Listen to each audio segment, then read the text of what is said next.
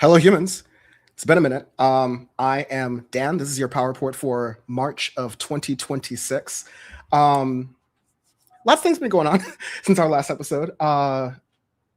Around the 28th of February, I want to say, Donald Trump launched the United States in, collaboration with Israel into a brand new incursion into the Middle East. There's such a TikTok, lowercase TikTok sort of thing I could do about what the Trump administration has been saying, what they've been promising about being able to finish this war quickly, about the limited impacts to the economy.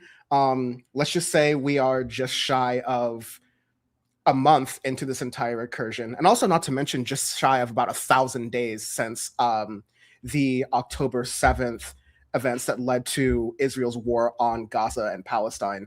And that has bled out over the past couple of years, but also especially over the past month. It's extra sort of been ignited and bled out to attacks in Qatar, attacks in the UAE, attacks in Lebanon. And if this feels like deja vu, yeah, welcome to the past couple of years. But also, I want to bring on Bam and Kumars for this specifically because we had a conversation about this at the 1-year anniversary of October 7th. And frankly, they're like a lot more in this and knowledge about it. So I want to bring them on. Bam, Kumars, thank you both for joining. I learn a huge amount from y'all every time you talk, especially when you're like in discussion together. And I don't have the clips ready from the entire conversation that we had on the previous PowerPoint episode. Folks should check that out. So I'm not gonna okay, well, you said this, and I'm gonna run the clip or anything. But I know Bam and Kumars are eager to I'll do that. I'll be doing that. I know they're eager. I knew this was a trap. Got him. No. But I know they're eager to talk about these things, in the best way you can be eager about such a terrible situation, but eager to really have these ideas out because we all are largely on the same side. The approaches, maybe like some of the optimism or some of the ideas that are happening out there, maybe a little bit different, but I think that's a great place to have this nuanced conversation.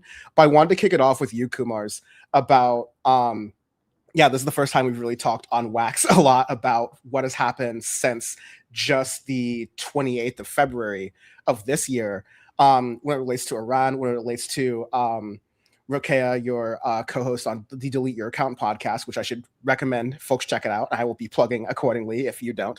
But kind of just your overall state of thinking as we're 3 weeks, almost 4 weeks into this, what's been going on in Lebanon, what's been going on in Iran. They've gone through some leadership changes, but every time I see their foreign minister on TV, they seem pretty confident about their ability to be able to keep things running as far as the country goes for defense. And even earlier this year, there were some protests against the regime within Iran. So there's a lot going on there. There's a lot of different pieces. It's a constantly moving situation.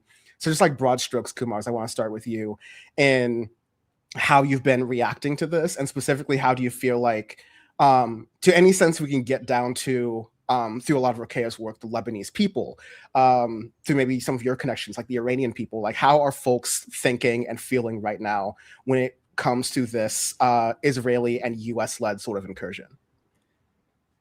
Thank you so much for that. And yeah, of course, I couldn't recommend more Delete Your Account, which I co-host with my lovely co-host, the intrepid girl reporter, Rokeya Shamsuddin, who since a little after October 7th, 2023, has been in South Lebanon, based partially in the Dahiya, partially in across villages further south. That is her ancestral homeland. And she's doing a lot of really important and dangerous work, frankly. If folks have been following at all, the attacks of Israel on South Lebanon, it has become clear that not that this is any worse than targeting a regular civilian, but they are also deliberately targeting journalists in a strategy to make sure that the coverage of what they're trying to do, ethnically cleansing the whole south of Lebanon, with one of the stated goals being to create a sort of a civilian buffer zone. And that is something that Roque is doing, I think, an important job of covering. We also have a new contributor, Hadi Hotate, who is a war reporter and video journalist, also works with Free Palestine TV. And they've been doing amazing work. Our last episode that we recorded was a conversation just between the two of them, talking about the conditions that led up to the war sort of reigniting, if you will. And just to sum that part up, I mean, you gave a good intro to the idea of this current war, which Iranians call the Ramadan war. Of course, Ramadan is now over and the war continues. But in terms of how it affected Hezbollah, they took a couple of days before they came out and responded to the attack. Operation Epic Failure, or Epic, whatever you want to call it. Some people call it Operation Epstein Fury, which Operation APAC Fury is sort of technically the best joke, but it's not that derogatory, because I'm sure there are people who would embrace that. But I do think that the decision of Hezbollah to get involved again comes at a time when many had doubted that they were actually able to regenerate after the incredible, as you called it, Dan, leadership changes that they were also forced to undergo at Israel's hands. And they've ultimately been able to put up a good fight. I would sort of defer to Roque's reporting, which folks can, of course, follow, and also follow our Patreon for her column that she writes with Hadi Hotate. But they're putting up more of a fight by all accounts than a lot of Western observers had anticipated. And as far as their, involvement in this, I think it's fair to say that Hezbollah is participating in this conflict not out of a sort of a desire to avenge Ayatollah Khamenei or to act as a proxy of Iran, but precisely because Israel has spent the entirety of the so-called ceasefire with Hezbollah since November of 2024, attacking without reply South Lebanon and the Dahiyya, and the Lebanese army is, of course, an important part of this. They have completely abdicated, in word and in deed, their responsibility to protect Lebanon from Israel. And so, yeah, I mean, for me personally, my connections are familial when it comes to Iran. And I knew the Iranian diaspora was like at least a top 3 worst diaspora in the world going into this, like way before this. I was not naive. I actually consider myself a pretty cynical person overall. But in hindsight, I was emotionally unprepared. I was like borderline blindsided by the scenario in which I guess I'd never really thought it through, in which the US starts a war with Iran and the biggest protests in the US are in favor of it. There's almost like no precedent for this, I think. And so I've been horrified, of course, to see the central role of so-called Iranian voices in manufacturing consent for this. Insofar as anything we say matters, some people can disagree and say it doesn't really matter what ordinary people say. They were going to do whatever they were going to do, whether you blame, imperialism or you think that, the Jewish cabal or whatever is behind it, which I think it's very unfortunate, actually, that is the explanation that resonates more with Americans. But I will say, that in this case, it is very much true that if your opinion is terrible, if you're just a community member, a small business owner of Iranian descent, maybe you have an accent and consider yourself a refugee, maybe you even know people in Iran with whom you are constantly texting and hearing, updates that are, of course, entirely trustworthy, then actually the more stupid an opinion and evil your opinion is, the more it matters. It actually seems to matter a lot, because every time now that people ask, why aren't there protests? Why aren't there bigger protests? Obviously, PSL is doing their thing, and God bless them. And, obviously critical support. But what's going on here? And I just keep coming back to, the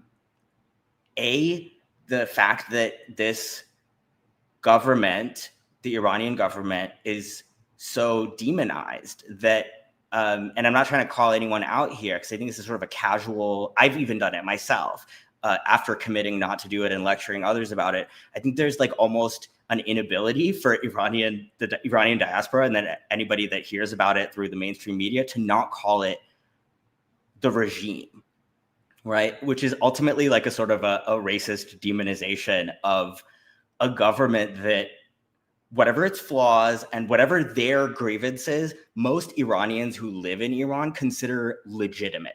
They consider it a legitimate government, even if they have a lot of problems with it. Imagine how many problems we have with our government, and most Americans still don't regard the government as fundamentally illegitimate, rather, even though, of course, they should. And I actually really I'll close off this opening little monologue, I guess, by saying, I like that you framed this along the lines of October 7th, because I actually think that this is a reference point that illuminates a lot. I think that we are right now witnessing a pretty big advance in the cause of decolonization in West Asia, which was always going to be incredibly bloody and destructive. But I sort of see the Iranian response to being attacked in this way as a continuation of the kind of anti-colonial military victory of October 7th. And not only that, but also the Islamic Revolution in Iran, which I'm obviously always opening myself up to a lot of criticism, saying that I sort of put domestic concerns that Iranian citizens have about their government in a secondary, a priority bracket here. And there's an endless amount of conversation to be had about that. And it's not something that I just, take lightly. But I do think that it's important, and Palestinians themselves have constantly reaffirmed this, at least those who have been at the forefront of militancy, that Palestinian liberation is part of the raison d'etre of the Islamic Republic. And I think that that is still something that you can at least defensively argue, even though I realize there's always going to be imperfections to the commitment of this government, or any government maybe, to such an obviously dangerous goal. Dan, don't start talking. I know you want to. See? Okay, let me just mute again. No. That was a pause because I want to let you speak, Bam. Oh, I'm shocked. Well, let me just say, I appreciate everything you said there, Kumar. It's really nice to talk to somebody that has a wealth of knowledge about that region, and Iran in particular, because there's not a lot of people that, especially and I'm just considering on the left, there's not a lot of people that really focus on the region like that. Yeah. They're still saying Iran and shit, but but yeah, just my thoughts. I'll just say this: Iran's they're kind of holding it down right now. They're going harder than a lot of people thought, and I think that they didn't really do. Last June, yeah. I think they kind of were like, okay, we'll do this little tit for tat, but this time they're kind of showing out. They're like, oh yeah, we do still have these missiles here. Watch this. We didn't show you guys this one. No, yeah, I love that their strategy is let's wear them down with our oldest and least like capable missiles. And then when they're like, oh shit, we got to restock these interceptors and this, $1 billion whoop-de-whoop, it's like, okay, then we use our good shit. Yeah. Like this is like, yeah, go ahead. I was going to say, this is like usually you say crash out as like this is someone who's like in a blind rage and is like, willing to kind of like risk it all for whatever to make a point. And that's sort of Iran, but definitely in comparison to the United States, there's so much more calculation and there's so much more, okay, what do we have? How can we play to our strengths here? That, I don't even think a competent United States government, let alone the Trump administration, could have predicted. I like how I got 30 seconds before Dan interrupted me. But go ahead, y'all. Do your thing. You thought I was going to interrupt you to begin with, but no, I'm out. That was just the only thing I was going to say. Y'all continue, please. Damn. Can I just say that exactly that idea goes back to the sort of the demonization of Iran as like they've been telling you guys this since since even before, since the first time that they responded to a direct attack by Israel. The line has been, we're just doing this for show. The next time it was, we're just doing this to use up your interceptors. And we have so much shit still in the works. And I remember hearing this constantly from, people that were considered government mouthpieces. See, I almost said regime, but like, that's the term, right? Like, so for people that were regime propagandists, i.e. anybody who's close enough to the government to know what they're talking about, their claims were regarded as bluster. The Iranians could not possibly be serious when they say that you will deeply, deeply regret it and that you haven't seen even half of what we are able to actually bring to bear. But yeah, go ahead. Damn, I recognize the injustice that you were initially cut off, and I only added to it, really. Yeah, no, it's okay. 400 years, Dan is a slave master. But no, even with that, like I remember years back. I mean, I want to say this was like nearly 10 years ago. Hearing American defense people saying that the amount of ground-to-air missiles that Iran has was like some crazy amount. I can't really remember the numbers now, but yeah, they're going hard. They're doing their thing. Obviously, war is bad and it's unfortunate. But when you are attacked, you got to defend yourself, and they are defending themselves quite well. And they just the funny thing, I sent it to Dan. The BBC headline was Iran attacks top secret nuclear facility in Israel. It's like obviously it wasn't that top secret, buddy. like if they just fucking shot a missile, dude, it kind of seems like everyone knew about it. Everybody knew it was there. It's on Google Maps, right? Yeah, I think it says Israeli nuclear facility, Ben Gurion nuclear facility, but yeah. So they're putting themselves in a position to show not only the region but the world that they are not some kind of weak nation. But I do think the region knew that already. For sure, like the Gulf nations knew that already. For sure, like Saudi Arabia knew that already. And I think that's why we saw in the past, 5 or 6 years, MBS wanting to do some talks with Iran and stuff, because he knows that obviously Saudi military is like basically doesn't exist. But those Gulf nations are gonna. I think that those Gulf nations already knew that if there is any military attack on Iran, like they are going to be targeted. And I do think Iran is like going easy on them, actually, because that's not their real target, But yeah, they're going hard. They're doing their thing. I do think I was ranting about this a few days ago, just on like the Iran side as a nation. And I really appreciate you saying about this idea that like everybody in Iran is like against the government. Like, no, dude, like it's a popular government. If if that popularity is 51%, it's popular.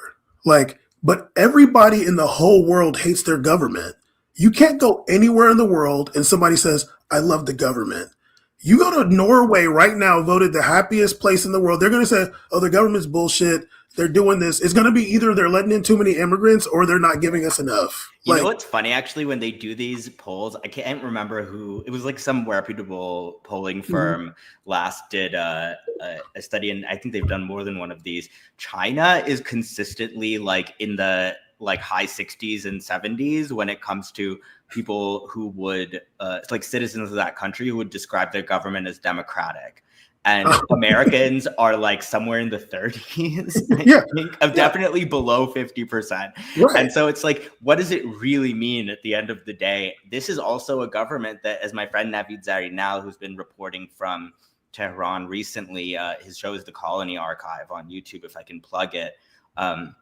He's somebody who's a historian, born in Iran, spent some time in the United States. That's where I met him. But he's in Iran, and as he will tell you, this was a government born out of a popular revolution. Literally. I think that the diaspora tends to inflate the sense in which people sort of regret that this happened, that they wish for it to be overturned, or that they have any sort of appetite to let them fight, if you will, even if they do consider the government their oppressor, and just roll the dice with what comes out of it. I think that's a really dangerous impression that very clearly a lot of Americans have gotten, and that a lot of mainstream news outlets and politicians are expressing. Every time they say, I talk to my cousins in Tehran and they say that they want Trump to keep bombing. Right? Like there's like every week there's like a magazine article or like something in I called my cousin. I didn't get an answer this next time though. Yeah, unfortunately, it's only a matter of time before people start running out of their like insanely hawkish suicidal cousins in Iran. And I do think it's important also that, like, if you want to die for something, buddy, die for like the sovereignty of your country. And there are so many Iranians that actually do think of that as a noble thing to do, to be a martyr. Part of what made Khamenei's death such a galvanizing moment. And I would actually go so far as to say that I don't know if Iran would have risen to this occasion if Khamenei had not been martyred, and not been martyred in the way that he was in the first wave of attacks, in the exact same level of vulnerability as those schoolgirls in Mina. Right. And it's such an irony that they would always in these diaspora protests, and even in protests in Iran, call him Mush Ali, Mouse Ali, meaning somebody who meaning an Ali, a guy named Ali who is hiding, cowering in a bunker like a mouse, somebody who's cowardly. And the way that he died kind of rendered that nickname, that impression of him, I think, at the very least, a moot for now, because people have seen that, like, this guy was almost like aware that it was, whether it's on the level of policy and ideology, whether it's on the level of feeling like you are not yet at the point where you have nothing to lose, he maybe realized that at this point he was holding Iran back. And the evidence of that, I guess, now is A, the way you chose to go out, and B, they're not holding back, are they?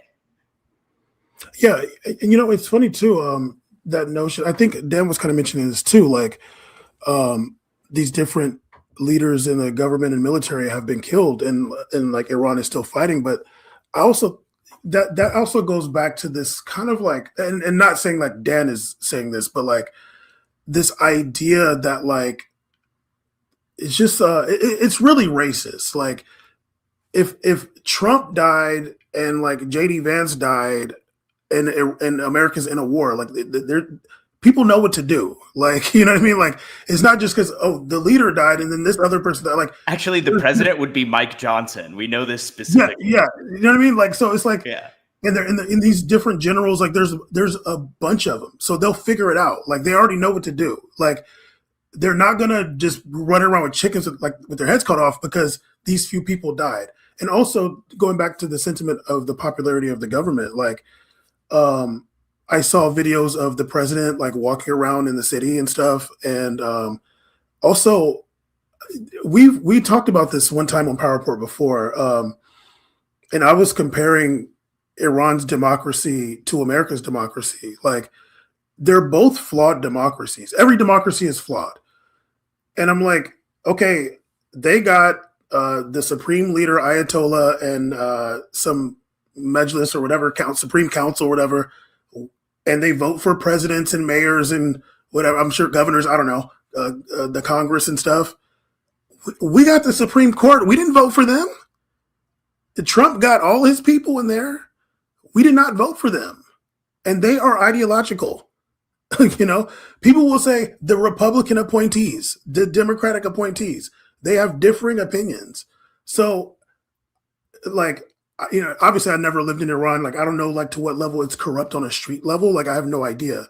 Like, I would imagine, you know, I'll just say it. I would imagine on a street level, America is less corrupt, but that doesn't mean like politically what their system is like really that much different than what people are doing here.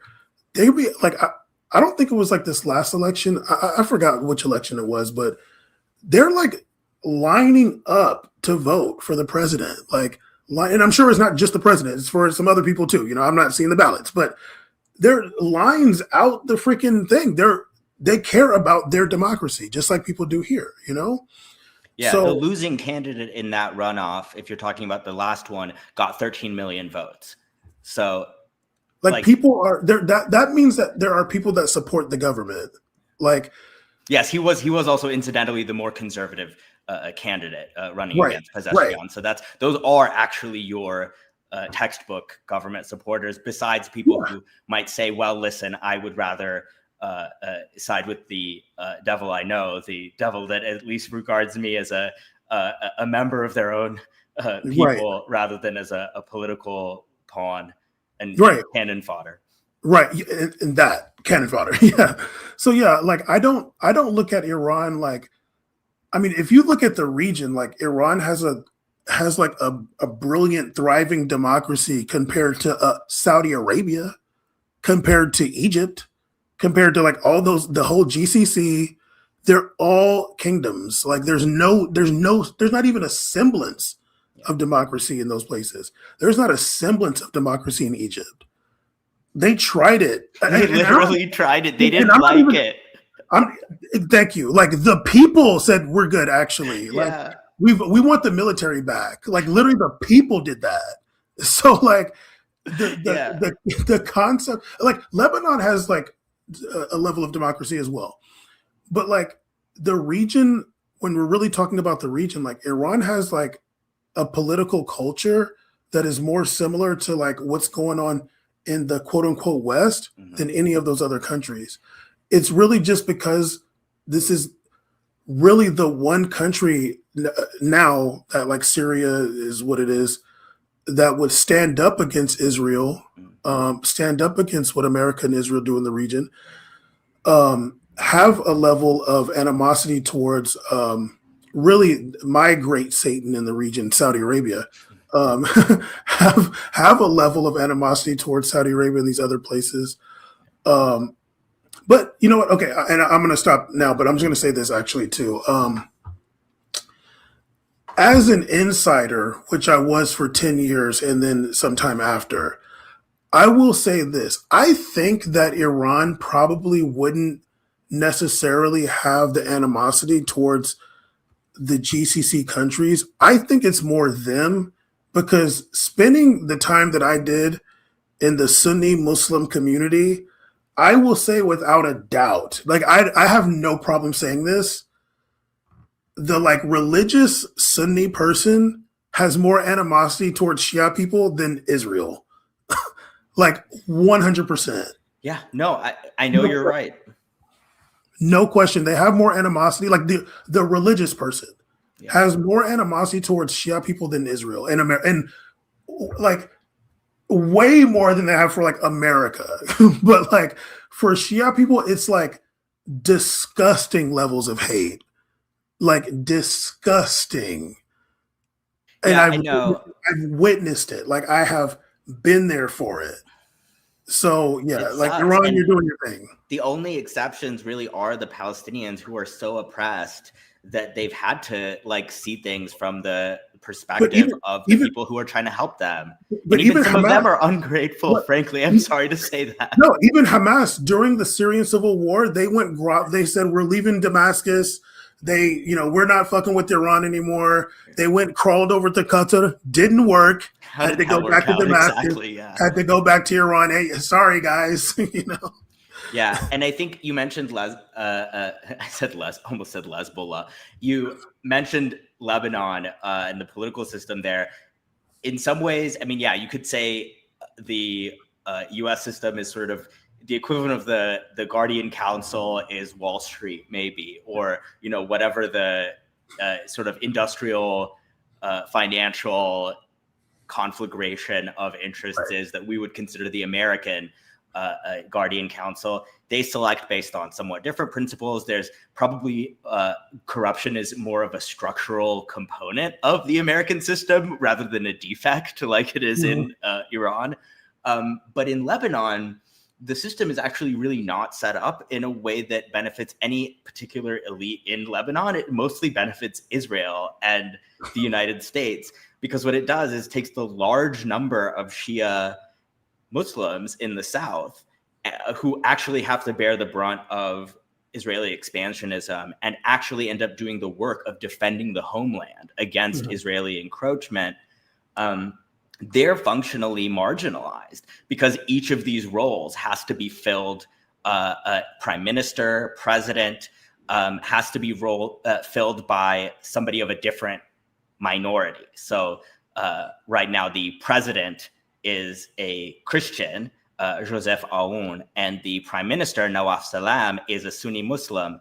And they've successfully been able to lock Hezbollah for the time being out of having the influence in the government that they once have. And it's really allowed them to basically concentrate all of their efforts on trying to disarm Hezbollah and leave the actual work of defending Lebanon to, I guess, unarmed civilians, which they will still do. They will have a new Hezbollah within 5 minutes if you take all of the soldiers that are currently out there off the field, because it's just it sprouts from the earth like like vegetation. It will never end for Israel if they just keep assassinating people. And that's also maybe a good tie-in to Dan's point that at some point there is going to be a loss of real, genuine, irreplaceable talent. Like that's just how human beings are. Like there are people who are special and they offer a lot, but structures that are built to last are not dependent on these people. And that's something that has surprised me a lot, learning from the resistance in West Asia, but it is something that doesn't come intuitively, I think, to a lot of Americans who tend to focus on personality and individual influence on things. The sort of the great man theory, the founding fathers, and the idea of like really caring about something bigger than yourself or bigger than the superhero that you identify with is something that has surprised people in the West, including myself, about everyone in the resistance, but probably especially the Palestinians themselves. Yeah. I always look at, I remember 2006 and like, Hezbollah is going to fight till the death. Like they have no problem in that fight. And I think that any of those other entities that are like against Israel militarily, they have more resolve than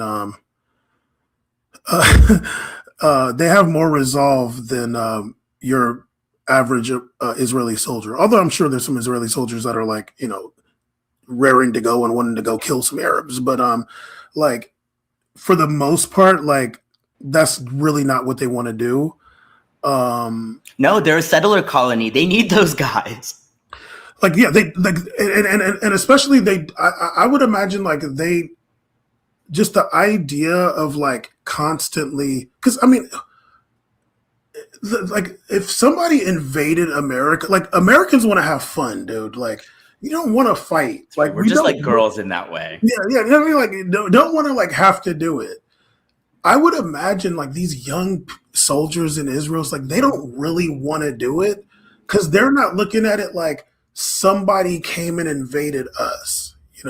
Eventually that like settler thing that like a generation or two is like, dude, like, come on, like you can't brainwash people forever.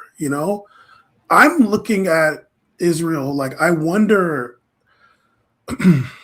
when we'll start really seeing like the Israeli brain drain, like the Israel, like, I'm leaving, dude. Like, it's just too much, We talked about it last time. I remember that, like, that was inevitable.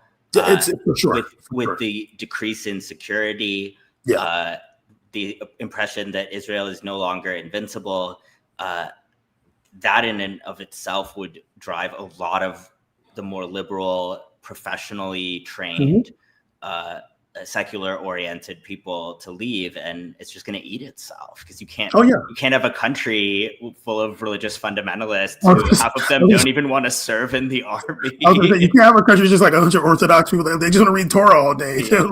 They're like, I don't want to like do all that. Just give me my welfare check and read Torah. No, I'm joking. But yeah, I'm expecting that at some point, and especially because Israel's democracy is getting corroded by Netanyahu and his different antics. And I think that, like you said, like that secular professional person is going to be like, if this guy, I don't know, to what extent I know about Israeli politics, like if he like rigs the next election or like whatever he did with the courts makes it so he's kind of like in there for whatever's foreseeable future. Or if, because I do feel like a lot of Israeli citizens want to hold Netanyahu accountable for October 7th to some extent. If they're not able to do that, I think like that facade of this, the only democracy in the Middle East, which I've always hated that, some of that will fade as well. And, this I think I already said, like, this facade of what Israel is, it will fade, and people will just start leaving. Well, can I ask you for a second what you are thinking of when you say that Netanyahu is being domestically? There are people calling for him to be held accountable for October 7th. Because what I understand, and this is not to contradict your point, what I understand by that is that there are people who regard the government's conduct leading up to October 7th as like an intelligence failure, or like kind of like they want like an inquiry the way that like, how did 9/11 happen? Right. And that's it. And I like actually hear almost all of the opposition figures like Yair Lapid, like Gantz. I don't actually know if he's in the government right now or not. But their critiques are never that like the response was too much. Or no, not no. Or that, no, like, not that part. They're not gonna care at all about Gaza. They're just about like, how did you let this happen thing? And I don't know. Yeah, just for the listeners, especially, I kind of knew that's what you meant. Yeah.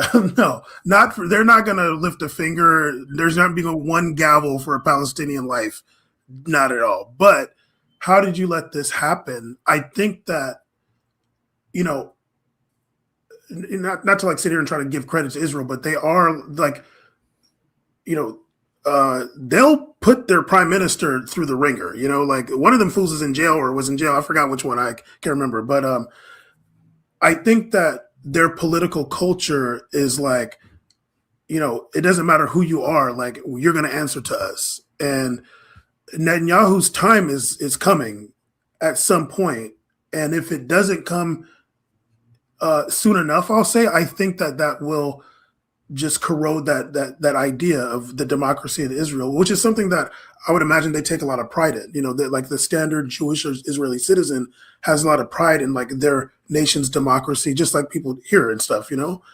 But if Netanyahu is like in his kind of Trumpian way is like, nah, like we're not doing that. I'm going to keep fighting these wars and I'm going to stay in power and nobody's going to question me about shit. Yeah, I can see that brain drain, and I haven't thought about it enough to like really think of what happens after that. Does that mean they go harder against the Palestinian people, or does that mean they let up? I don't know. But in the meantime, they're getting their shit rocked by Iran, kind of. Yeah, they're kind of getting their shit rocked. I mean, here's the question that I find interesting. Well, this is a little bit of a subset of the question. I did want to follow up with you on this because even though I'm generally the rah guy in this configuration, I still think that even though my position is that it's likely that the bases in West Asia will never be rebuilt, I think that it's still likely that at the end of this, the Gulf countries distance themselves from the United States more than they move towards it. But this is why I ask you, because I have contrary suspicions as well, as somebody who tries to be intellectually honest. And so I'm wondering what you think about this. I obviously see immediate signs that that's not a foregone conclusion. I do think that if any of these countries really think about it, and if this war goes on, and especially if the United States is perceived not to have achieved any of its objectives, I think it's actually, I mean, since that's basically my prediction, I'm biased towards this outcome, right? But I also see that there is a possibility that these countries will just keep doubling down on a strategy that has proven to leave them exposed, protecting Israel at their expense. And so I do wonder about, I do wonder about the way that ends up. And I do think that to give the positive scenario, a little bit more credit, like I do think that the basic premise that the axis of resistance can create a deterrence to the US being willing to ever do this again, that would be a victory. Like, as long as the Islamic Republic does not succumb to regime collapse, as long as Iran is not a failed state by the end of this operation, I think something really decisive will have been proven to the world. And it's entirely possible that a window of opportunity is slipping away right now that actually inspired the timing and urgency of these operations by the US and Israel. Like, I wonder if they also think that the window when you can just fuck up Iran like this without Russia and China actually intervening militarily, which they're right about that they're not directly militarily intervening. They've certainly, especially China, certainly helped a lot in a decisive way as far as logistics and intelligence and stuff is concerned.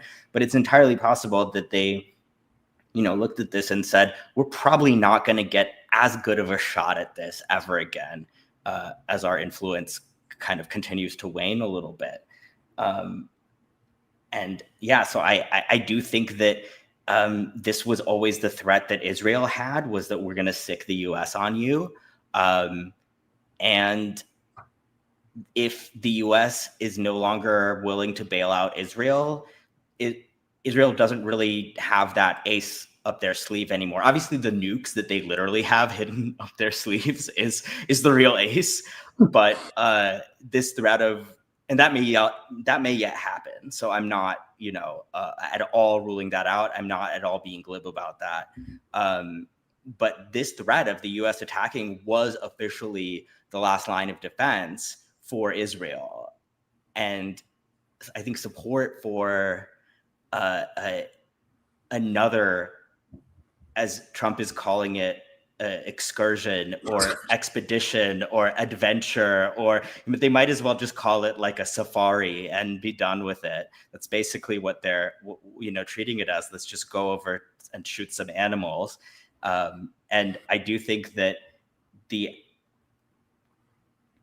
time has probably come in that sense. The window of opportunity may already be closed when the US can just commit all of these resources to destabilizing a country, to put all of this capital on the line, to delegitimize itself, and just kind of try again next year. That might not be the US's role anymore. It's certainly not going to be in 50 years, but the outcome of this really could accelerate the timeline of the US not being able to tell other countries what to do anymore by decades.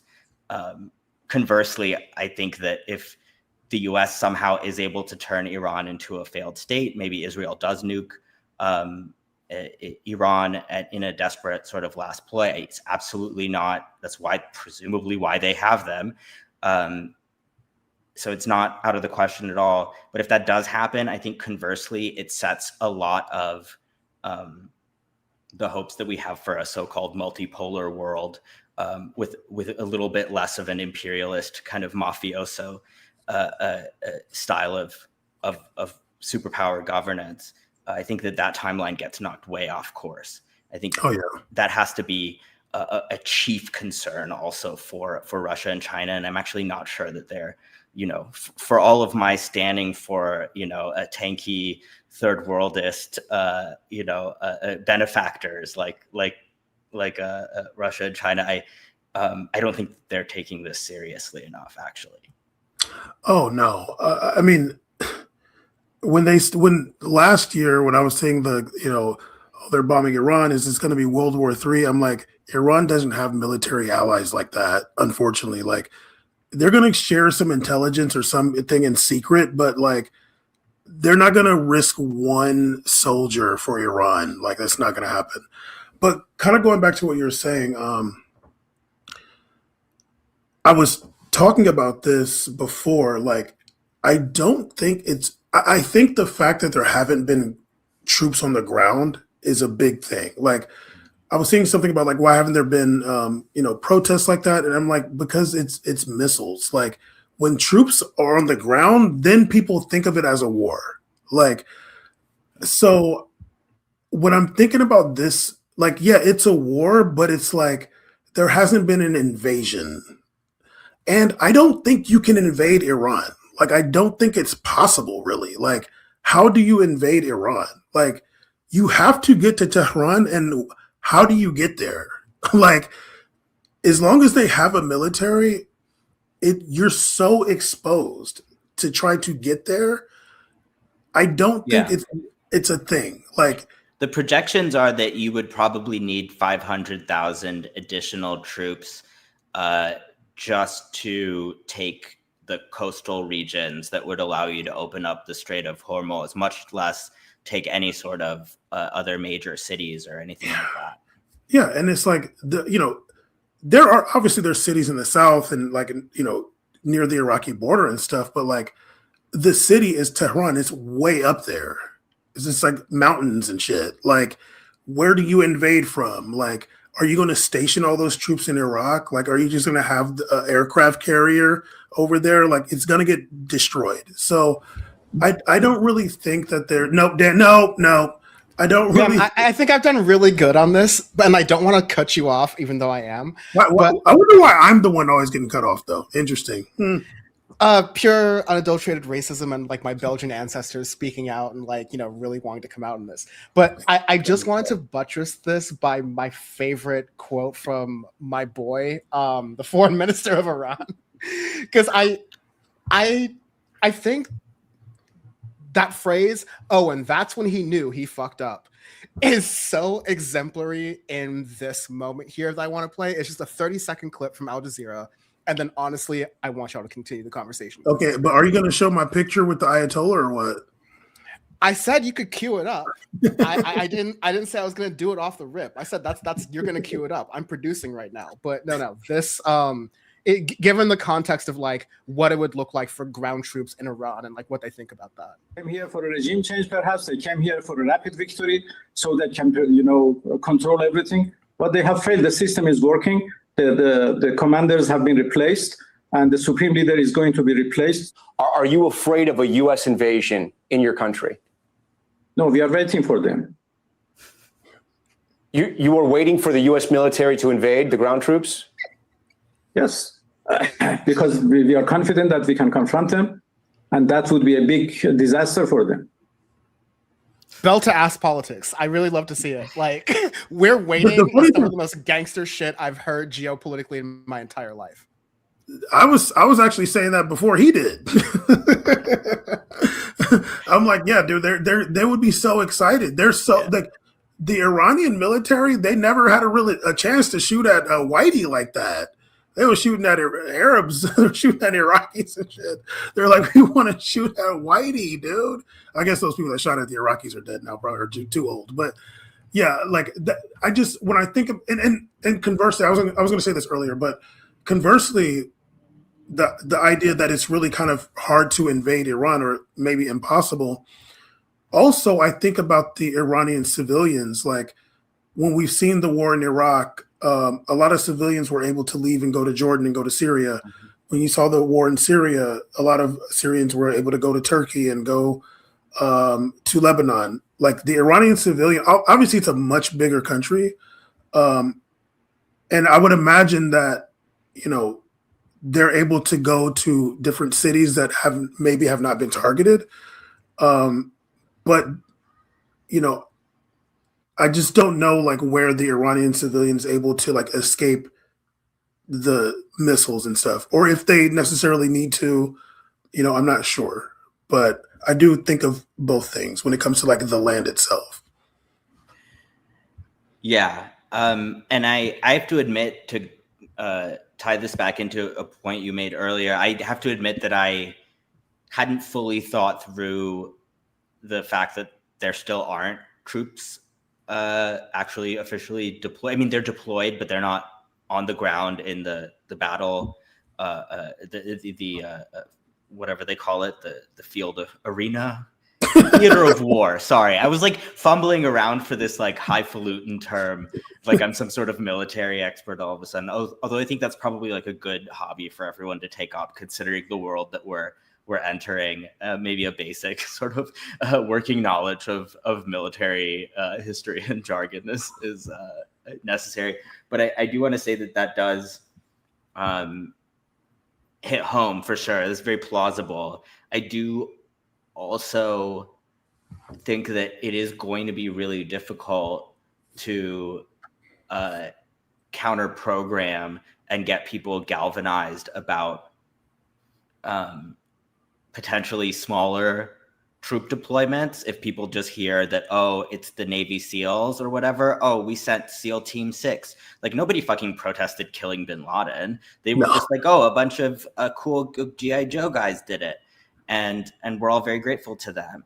And I think that if we saw that, it would ultimately, this is part of my kind of maybe the chip on my shoulder against a lot of the Iranian diaspora discourse, is that I do think it ultimately matters how galvanized people will be to protest this if all they've ever heard is about this country is that it's a fascist theocracy. And it's like honestly, if you're growing up in America and you don't really know what is going on in the world, you don't really know history, if somebody tells you that they're invading a fascist theocracy, would you really like go protest that? Like would you really consider it worth your time? And you might really. You might see MAGA people protesting. They might be the ones. You said no foreign war. They might be with the freaking their hats out there protesting. And you know what's funny? Right now, it kind of looks like that is still where the most anti-war energy is right now. It's a lot of it. We gestured towards it earlier, but a lot more people are familiar with the anti-war arguments of Candace Owens and Tucker Carlson than they are with anybody that's making an anti-imperialist argument or even a kind of a progressive argument, I think. And that's a really bad sign. I did see the last time I was at was it at the No Kings protest or was it one of the ICE protests? I can't remember, but I did see some hands off Iran posters. So there were a few out there. But yeah, I think that damn it, there was something I was going to mention that you said. I forgot. But yeah, I mean, we were talking about just this idea that, like, why hasn't there been more outcry? I suggested that, like, they could probably just send the SEALs in and, like, you know, do some more shooting. Like, nobody really protested Venezuela. Like, people were like, you know, they were like, free my man Maduro. But it's not like we saw that as like, we have to stop this from escalating. Right. Trump was able to successfully market that as one and done. Yeah, and the funny thing about Venezuela, we talked about this years ago on Power Report. I'm like, I don't think you can invade Venezuela. Like, it's a jungle, dude. Like, what are you gonna do? You know? But yeah, I think about like with Iraq, it was like Saddam Hussein was like an international bad guy. Like, nobody liked him. Nobody. Like, he was bad to everybody. Like, there was no defending this person who gassed the Kurds and like was slaughtering the people. You know what I mean? Like, there's no defending this person. But we did see a lot of people coming out against the war itself, not to defend him or anything, but they're like, we don't want this war. You're like deploying our sons and daughters. Like, it's some sort of like patriotism kind of thing. I do think if they were gonna attempt some kind of thing like that in Iran, which I just don't see how you do it. But if they're gonna do some kind of like, we're sending 100,000, they're gonna, you know, get off the boat and they're gonna freaking go up there, you know. It's gonna be like the beaches of Normandy. Yeah, like they're gonna somehow and they're gonna go the freaking. It's like if they get to the beaches and they realize like 50 feet in, it's just a sheer cliff, like 100 feet up. How, I don't know. But I think if that was the case, I think you would see really big protests because the people don't want a war. The people didn't want the Iraq war. People didn't care about Afghanistan, but the Iraq war, like people were like, we don't want that. And you saw that was my first protest was for Iraq. Like, and I've said this on Power Report years ago too. Whenever we started, I said that I think effectively, like basically, the time of like the ground invasion is over. Like, and I think at least for America, like, unless it's some bullshit, you know, we're gonna invade Jamaica, but like, if in a real like thing, like I just don't see it anymore. Like, everybody looks at Iraq as a failure. It is an utter failure. Although I do think that Iraq these days does have like their own semblance of democracy. It's safe. Like, effect for America, like they have a pro-Iran government in Iraq. Like, ever since like they started voting, they vote for pro-Iran presidents or prime ministers or whatever one it is. Yeah, whether that speaks more for or against American influence is, I guess, a sort of ambiguous in that case. But it's like at the very least, like I'm sure George Bush was like, we're gonna give them a democracy and hopefully they vote for somebody that likes us. Like, no, they vote for people that like Iran. In Afghanistan, like, yeah, you had damn, I wish I could remember that. You had Karzai for a while, but like once you left, the Taliban's they're right back there. So it's a failure. It's just a fool's game to do these invasions. Nobody's looking at it like there was any benefit for the United States. So it's just over. This is what I was going to say, actually, really quick. So the idea that like, because what Trump and Israel are doing is not really having the effect that it should or whatever, like for me, I don't think that they had any objective really. Like, I think that they just want to bomb Iran. Like, you're not going to change the government. You're like, yeah, you can kill some people for sure. there's some rats in the Iranian government. We know that there's some rats in there. There's people pointing people out, putting the laser pointing on it. Yeah, like we know that's that. another legitimate criticism of the government is that like there's some they're rats. spending too much time, policing SoundCloud rappers and not finding them. Ratting it's your freaking bodyguard, dude. Like there's some rats. Like Hezbollah, like when I seen that pager thing, I'm like, damn, y'all got a high level rat, dude. Like you need to get that guy. But I don't think that they have a true objective other than let's bomb Iran. And I think that they can do that again. And the Gulf countries, they ain't going nowhere. MBS, Homeboy in UAE, the Bahrain, like they're sticking up America's ass. They're not going to change their stripes. All they care about is money, like tourism and getting people there. Like they could care. There's no sense of like a fight or resistance or anything. Sadly, from any of those countries that border Israel, I'm waiting for Saudi Arabia to like sign the Abraham Accords. Like they could care less, dude. Like I will take. I don't disagree with a lot of what you're saying. I think I disagree on a much longer time scale than is really relevant right now. But I will take the other side of that bet on the Abraham Accords. I think they're dead. Yeah, okay, all right. Wait. This is great. I want to see some. I'm just here for the fight. I'm here for the scrap, honestly. But like, we're agreeing with each other. Yeah. But you're more optimistic than me, though. Still. Yeah, and I do think that it is logical to think of the objective as turn Iran into a failed state. If they were more naive, you might have said they really thought if they take out Khamenei, then the whole country kind of falls apart. You start to have defections, even though there's literally zero evidence that the U.S. Apparently Israel can get individual people to spy, but you can't actually get the IRGC to defect like that. Mass. And so I think that if you grant that they were not totally naive about the possibility that, and Trump seemed to actually sort of really think this was a possibility because he kept saying it, like, lay down your arms. It's like, who would they give their arms to? There's nobody there.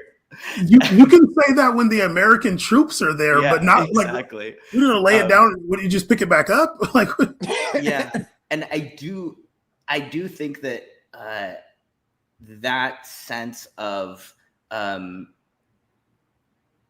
we aren't going to be able to overthrow the regime and replace it. That in itself is even more dated than the ground war. I think it's more obsolete as a tool of imperialism. But instead, what we can do is make it into another Syria. And regime collapse has long been the goal, I think, in an operative sense, over regime change proper.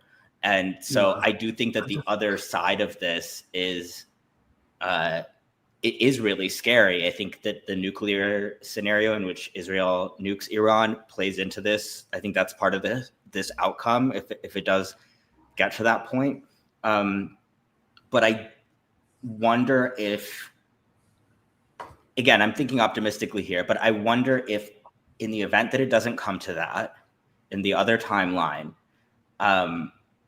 there is somehow enough deterrence created to forestall another attack like this. Like, I wonder if that window of opportunity that I think that they're perceiving is actually closing. Dan, before you go, I want to, because I just remember something from before that we talked about the popularity of the revolution, and I want to mention that because I didn't. And I want to see if you know something too. Not like, oh, I know and you don't know, but like, I'll get to that. But I just, when I think of if they want to make Iran into a failed state, and I'm thinking about Syria, I'm just like, it's not gonna work. Who knows? But like, I just can't see that happening in the same way because, it was shocking to me to see what happened in Syria because Syria was not like that. Like, it was a very safe, stable country. But you have agitators around. Like you have Saudi Arabia and you have this Sunni Shia schism. Like you can get the Sunni population to be like those Alawi people, such and such. Um, and basically that's enough. Like go ahead, like they're Shia, like they're scum, they're whatever. You can play on that. And you had a lot of outside fighters coming to Syria, and that was like really what made it really bad. And that's really what's the fool's name? Shara, whatever. His Jolani Ahmed Al Shara. Yeah, his group was full of like foreign fighters. Like, they're kidnapping Alawi women right now. But anyway, I just don't see that same thing happening in Iran because there's no like the only tension really is with like Balochi people down there in the south, but they're like in their own little thing. Like there's no other there's those Kurdish people that are talking. They're not going to do shit.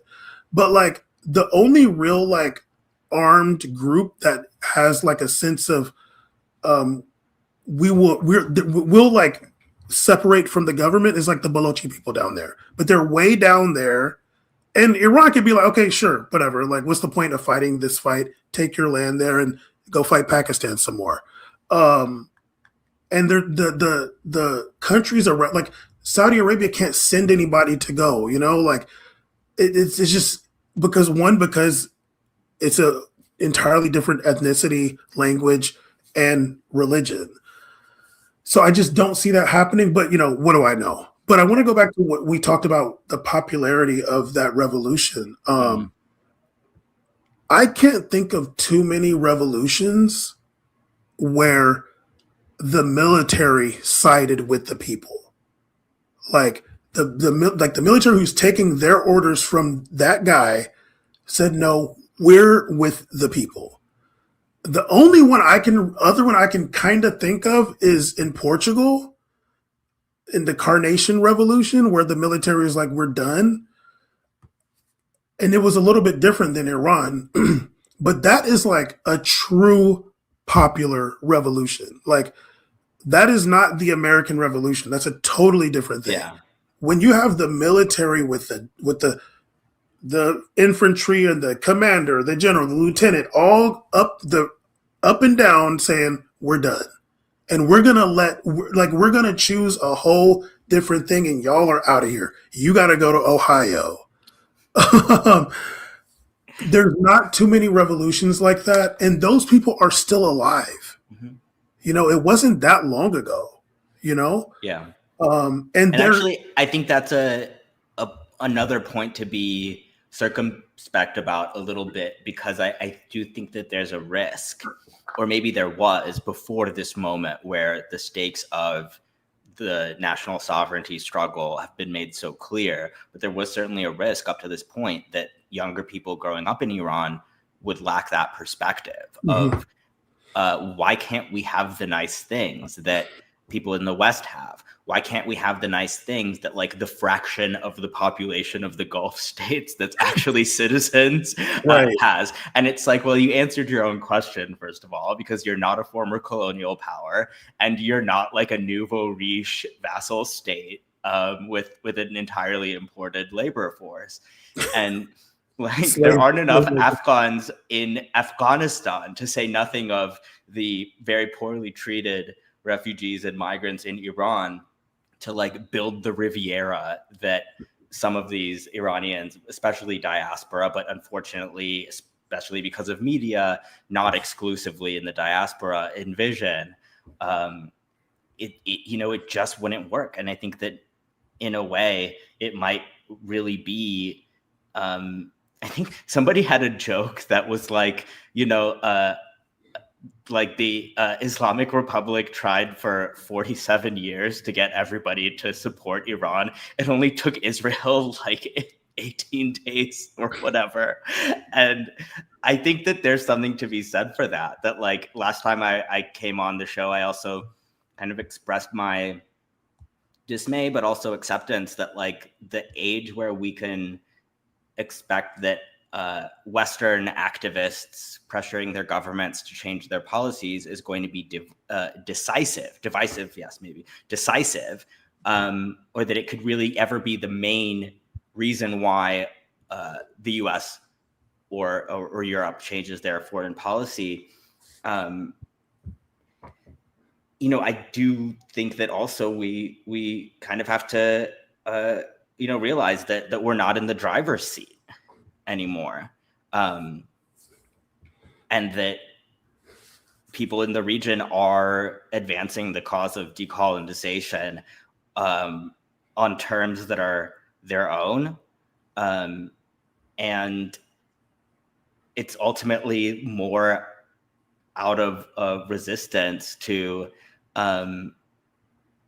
Israel and out of maybe even spite for Israel. I think that Americans, including the conservative ones, have come to nominally support Palestinians. And I think we're going to continue to see that also in the case of Iran and other resistance. That unfortunately this is a kind of like a pessimistic take for me, especially to end on, but this is the kind of pessimism I'm on these days. It really does seem like you can only get the critical support, the critical mass necessary to discursively oppose war imperialism if you kind of play into Americans' prejudices.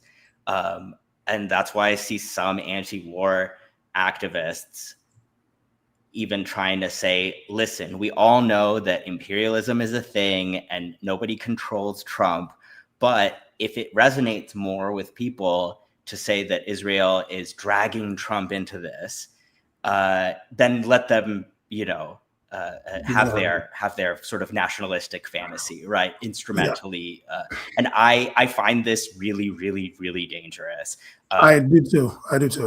But I think that it's also a condemnation in a way of the movement that I was a part of also, that in the end, it really was Israeli barbarism going to new levels and not the advocacy of Palestine solidarity activists in the West that decisively shifted public opinion in the West, and especially in America, to the point where you now have a majority of Democrats that identify more with Palestinians. In fact, I think that the number might be Americans overall, that more Americans identify with Palestinians than Israelis. And if you take a look at the numbers for Democrats, it's gone from like 13% sympathy for Palestinians to 70, 80. And I hate to say it, but I don't think that we did a good job of ensuring that we control the narrative as the left, as the anti-imperialist left. I agree. Bam, I really want to let you finish here, but I just want to note how that is a lot to hear from you, Kumars, especially from like our previous conversation we had on the anniversary of October 7th in 2024, I want to say. So much has been happening. Days, weeks, years, days, that whole quote about history and time moving. But I really think I think you were in that conversation, the ever optimist that you are, about the ability for Iran to kind of show up and the Iranian people to kind of show up as some of the only ones in the region who are willing to stand and put 10 tones down with Gaza. So I feel like there's a certain point there where this marks a shift from what you were kind of thinking back then. But really what stuck with me was this perennial thing I'm thinking about when it comes to United States domestic politics, of how this is something we've all kind of thought, especially, delete your account as a reference to Hillary Clinton's campaign. It's not. It was a terrible coincidence. It's not. I'm sorry. It really, we came out in June 1st of 2016, and I think it was within a month and a half that debate happened. Sure. You can go back, check the tapes. I know. I trust you on that. Check the VAR. I only mean that to say that this has been kind of a drum folks like you, and then like Bam and I starting Power Report when Soleimani was assassinated in the beginning of January 2020, we've kind of had this thing in the background of like, yeah, the online left is a lot of talk and like not a lot of real action. And in moments like this, and I also want to like separate the fact that there are people who are like less plugged in with the quote unquote online left and the quote unquote discourse who do actually great work like on the street. I think largely because of the fact they're not plugged into all these different conversations and they don't really view that as that avenue of politics. But I think that realization that you just made about, and Bam or Kumars, either of y'all can pick it up after this, but like, I think that realization of what you said, it took the barbarism of the Israeli regime, the American regime. And I think I'd maybe add to that the combination of the like ignorance or sort of like disregard that the so-called world order has had as a secondary sort of piece of that. And then the tertiary piece of that is the inability of the left to meaningfully message the situation at hand compared to folks like Tucker Carlson, Candace Owens, Nick Fuentes, who are able to launder this sort of like anti-Israel sentiment while adding a, I don't want to say sprinkling, but like a heaping helping of anti-Semitism on top of that. Mm-hmm. I think that is, you really highlighted something I don't hear a lot about, which is just a failure of this, you know, that online left sort of movement to be able to do things like, okay, occasionally every once in a while we're able to, I'm not going to say we because I don't consider myself part of the online left. What are you talking about? We just elected the first socialist mayor anywhere in the world in all of history. Yeah, and I think about that too. I'm like, y'all think that was because of, I'm not going to drag shows of people that I know on here, but like, do you think that was because of like Hassan?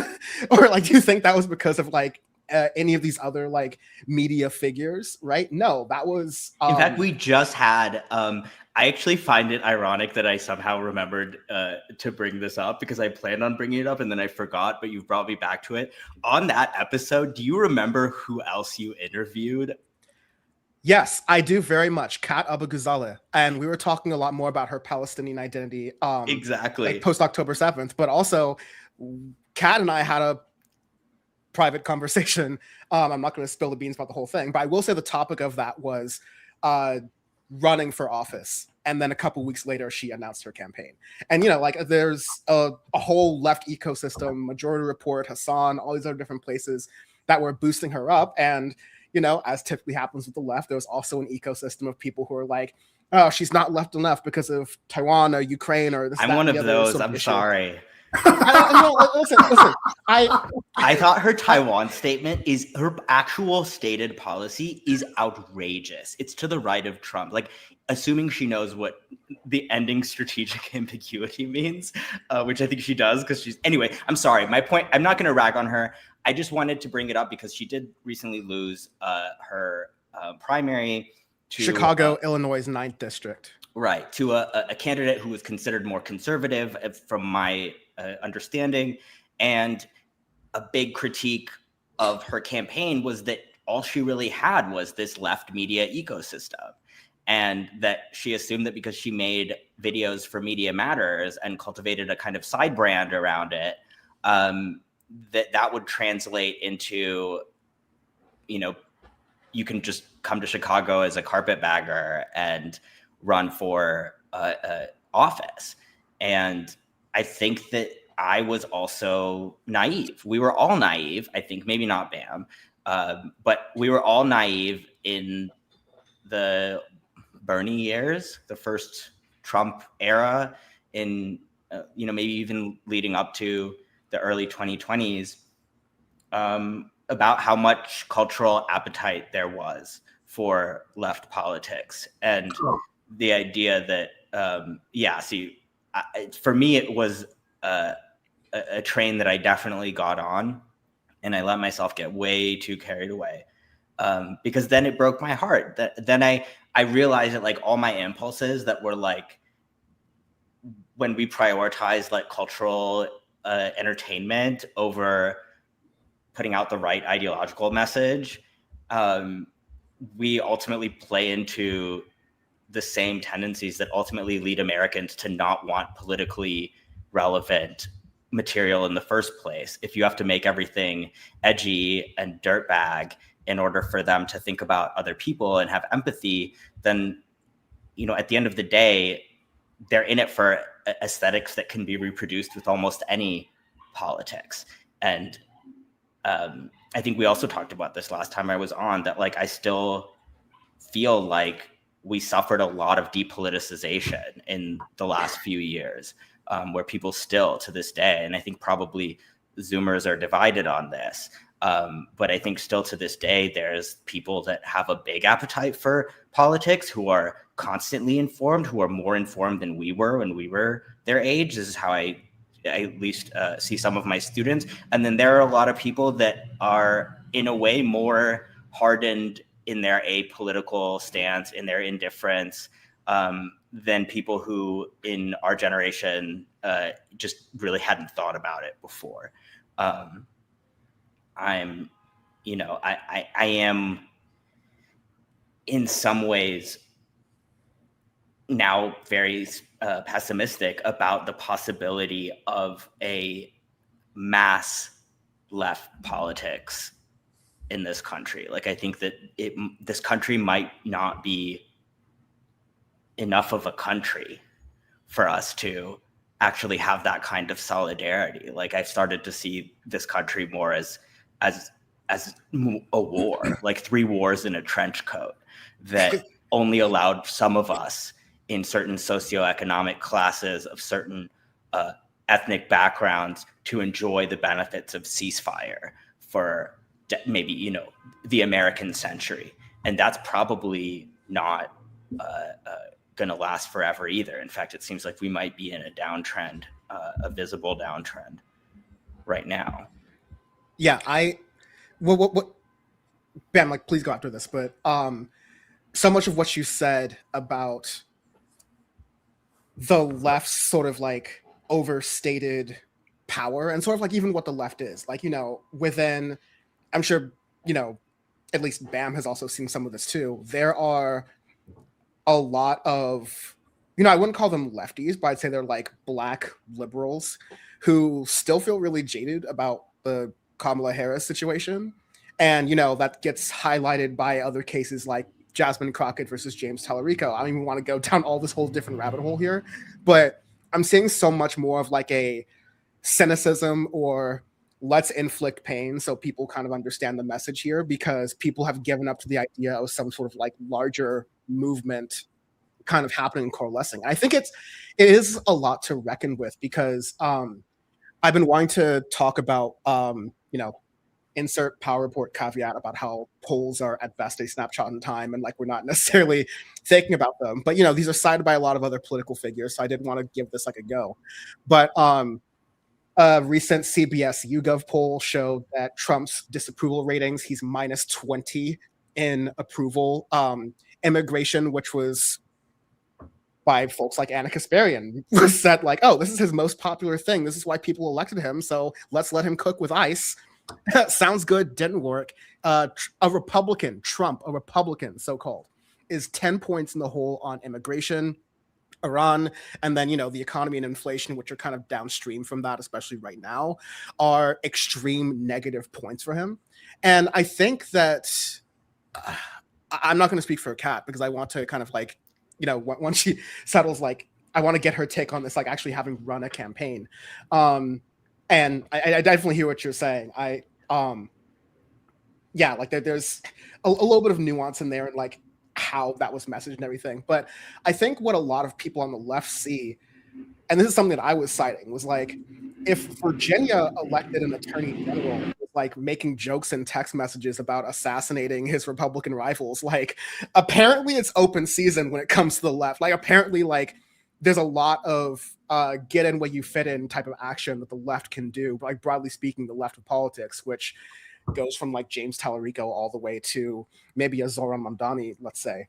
But I think what we're kind of seeing here solely is very clear, and it's also kind of leading to some of my cynicism as well, that there's such an extreme appetite for a lot of these changes in the United States, but because the left, for any number of reasons, the online left, as we keep like naming this, for any number of reasons, has missed the ability to be able to message that effectively. And it's a lot of like, you know, circular firing squad, let's talk and discourse about it, but like let's not actually go out into the streets and like make our case about it, to where we're not really making as great of a use of this moment as we possibly could. And yeah, sure, Zoran Mamdani with like, I'm not saying everything was on his side, but you're in New York City, they have ranked choice voting, they match public donations like fucking 6-1 or some crazy number like that. Like, people are talking about, okay, how do you redo something like that in California? And I'm like, you fucking don't, because the system is just not made for that kind of politics, really. And so, I don't mean to jump around too much, but I think that you really touched on something really interesting, Kumars, and I want to let Bam speak finally. But just on that domestic front of, this is a generational opportunity for the dream I think all of us have of, let's move past this stagnant, centrist, liberal sort of way of viewing things, this abundance as recline sort of like shit, and let's go to something that much more resembles a true left, a true, we want to call it democratic socialism or anarchism or Marxist-Leninism, whatever, but something a little bit better than the system, something that helps people a lot more. And we're losing it to safe moderates because the safe moderates still have the ecosystem, they still have the platforms. I mean, like, Hassan Piker and Don Lemon are now competing for streams right now. Like that's kind of really the ecosystem we're in right now. And so I do think, like, you really, I've said this again, but like, you really touched on the key issue here. And I hope that we can still like kind of use some of this energy to be like, okay, people are really souring on Republicans for now. Let's move past that, because we also know the Democrats are not going to be very much loved either. And if we get like that's a important. milquetoast Democrat as a leader, we're going to end up in another Republican cycle. And that I just want to know, let me be clear though. Break. Let me be clear that I don't actually think that there is as big of a base for big left changes as maybe we thought. Like, part of what I was talking about with my naivety was, people didn't know that there was a thing called the radical left because of the Cold War, because of McCarthyism, because of because of Clinton, and the fact that we had just had this awakening among some people in the second half of the Obama administration, really the second half of the second term of the Obama administration, where people were actually taking to the streets, forming organizations, being willing to criticize, if not really foreground that, the Democrats as well. I think that's why I'm still like a sort of a Kamala, voting accelerationist, because I do think that it's better for people to see that things aren't better when Democrats are in charge. But I also think that we thought, as soon as people, and this is the most embarrassing, I was like, as soon as more people hear from Jill Stein, then they'll surely be on board. And it's just like, that's the kind of delusions that I think we had been susceptible to because of desperation, because of needing to say, I don't support Obama. In fact, my problem with Obama is that he is too conservative. Like, Obama is not what I think of when I think of a leftist. And in many parts of the country, this was a very strange thing to say. And thankfully, since, Bernie, and since that period of time that I think really Black Lives Matter, Standing Rock, a lot of the social movements of that era defined this more than I think people let on when they describe it just as the Bernie sort of transformation of the left, or the Bernie left.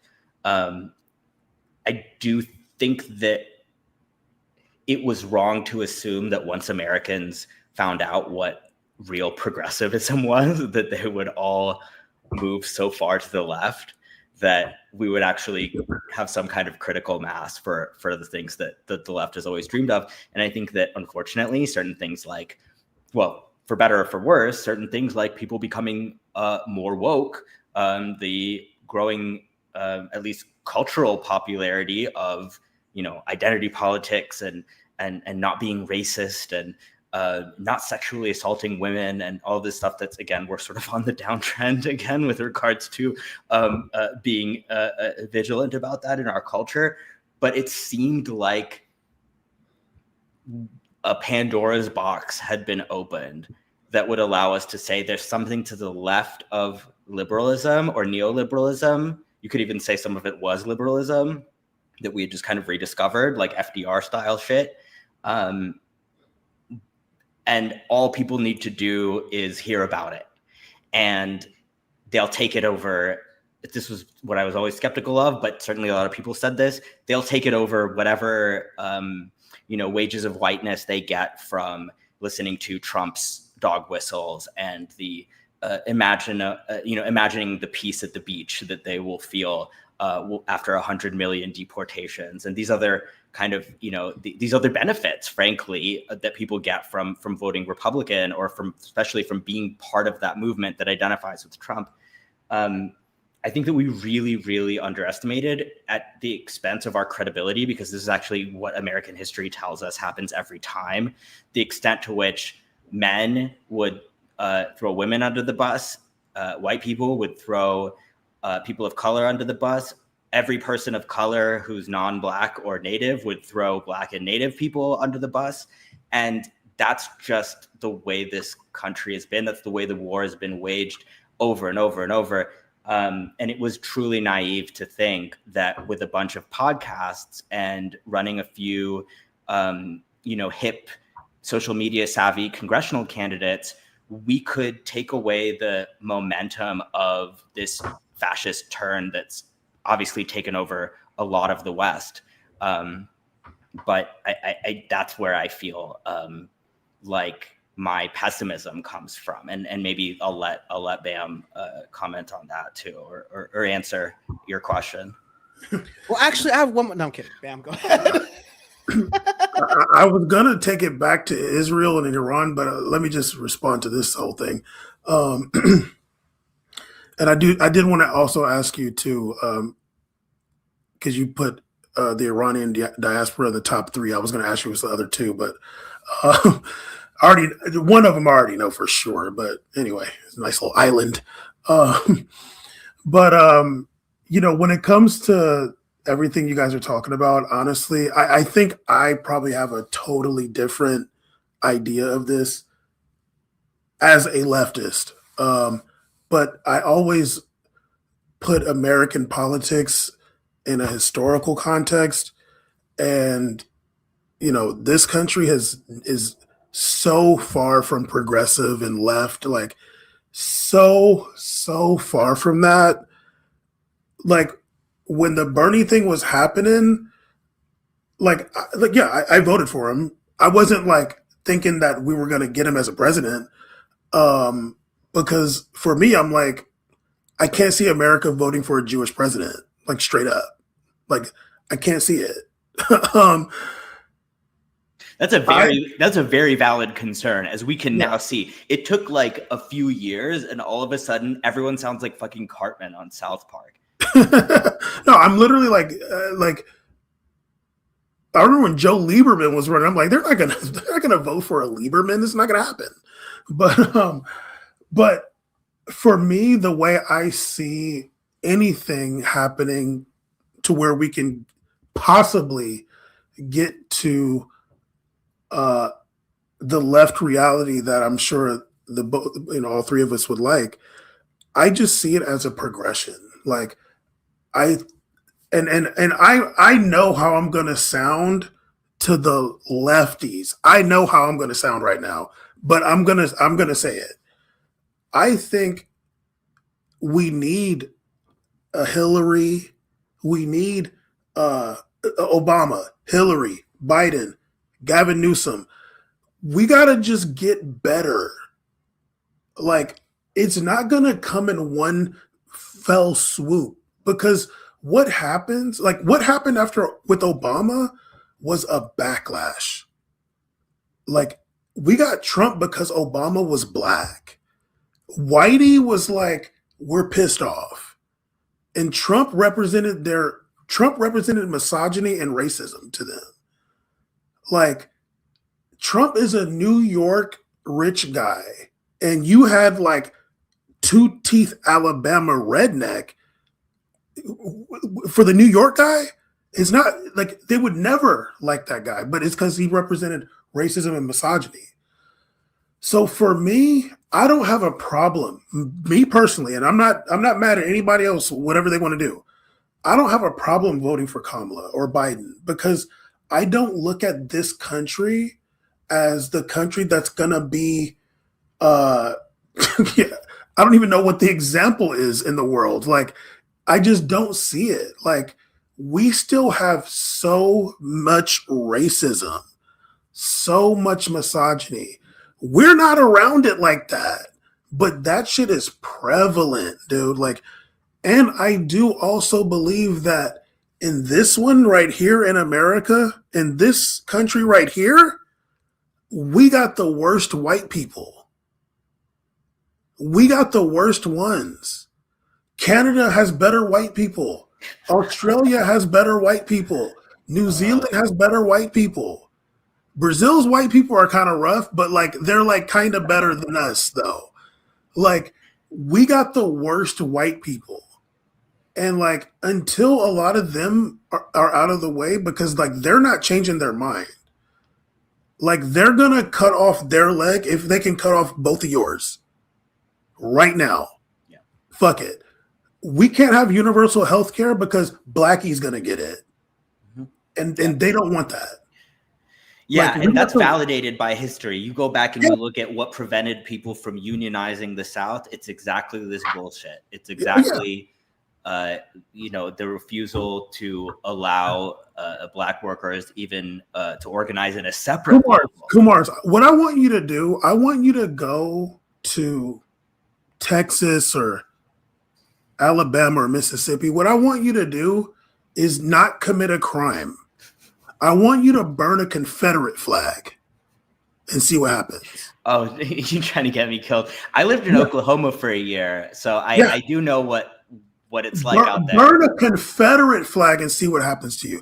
I think that burning an American flag is still a crime, right? I think so. Yeah. I'm not sure. I don't know.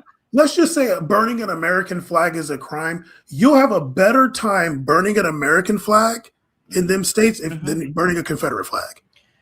Don't do it.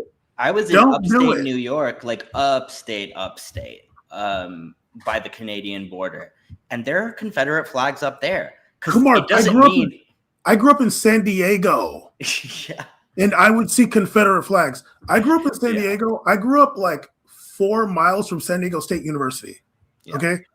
The 7-Eleven, it was Indian dudes that ran that 7-Eleven.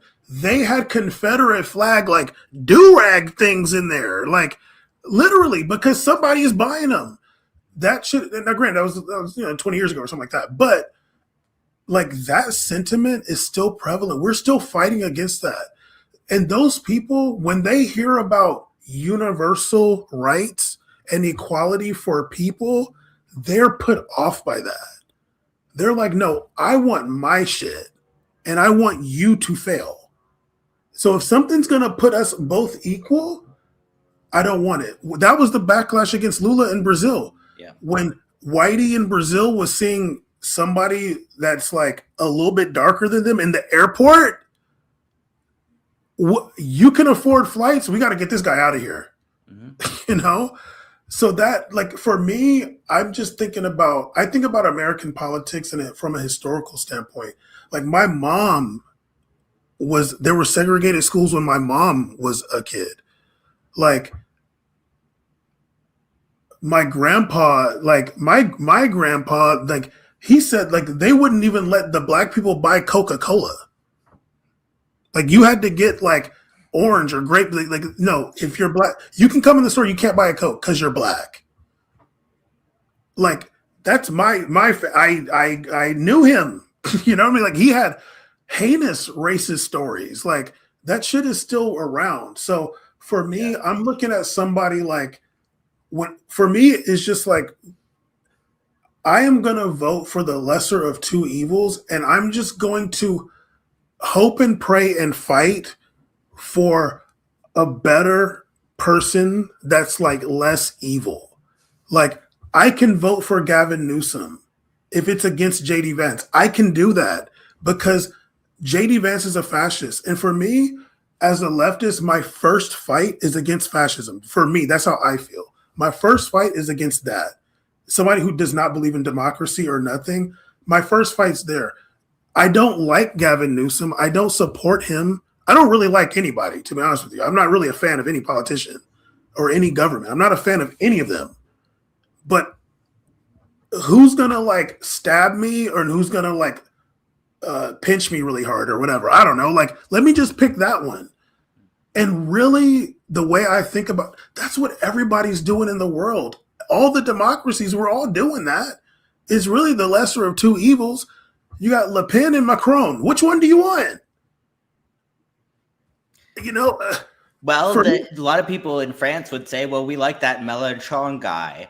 And I think that it's always going to be a question. To me, I agree with you. And when I said I'm a Kamala Harris voting accelerationist, like I regard it as something that I will stick to if I live in a swing state. I think maybe if it doesn't matter, then a little bit more of a symbolic gesture can be. I mean, as long as you like publicize what you're doing, otherwise, like it doesn't matter if you vote for third party and then you don't tell anyone that you're doing it. But I do think that I've sort of accepted that lesser evil logic. But I would say that the way that you criticize and stand up to the figures like Newsom, like Clinton, like Obama is really important because I do think that even though I have come around to the view that most of the backlash against Obama was because he was perceived as being socially progressive and just by virtue of being Black, also a threat to the social order, the racial hierarchy in this country. But I also think that there was a different possibility if he had been a more transformational figure. He would, of course, say, if I'd done this, and he has said this, that if I'd done this, I would have been assassinated. But I think that if the legacy of the first Obama term had been more help for the homeowners in the wake of the financial crisis and pushing harder, even if it didn't happen immediately, for a single payer. And we could maybe argue about whether public option would have been realistic or like something that you could actually make that sound of a fiscal argument for, which I understand it's complicated. But what we ended up getting was also something that, even though it ended up helping like 30 million people with Obamacare, it was still so it's Romney care. Yeah, it was still so conservative and so muddled and so similar to the marketplace that people were already not being underserved by, that it wasn't as easy to explain to them why this was marginally better. And people do respond more to like, again, being triggered by someone's ethnicity that they don't like, that rather than thinking about like, okay, well, let's make this margin call based on policy. Right. And for me, it's like, Obama to me was just another American president, and like those times, just for me, like the way I see it is like, okay, all right, Obama did this thing, like,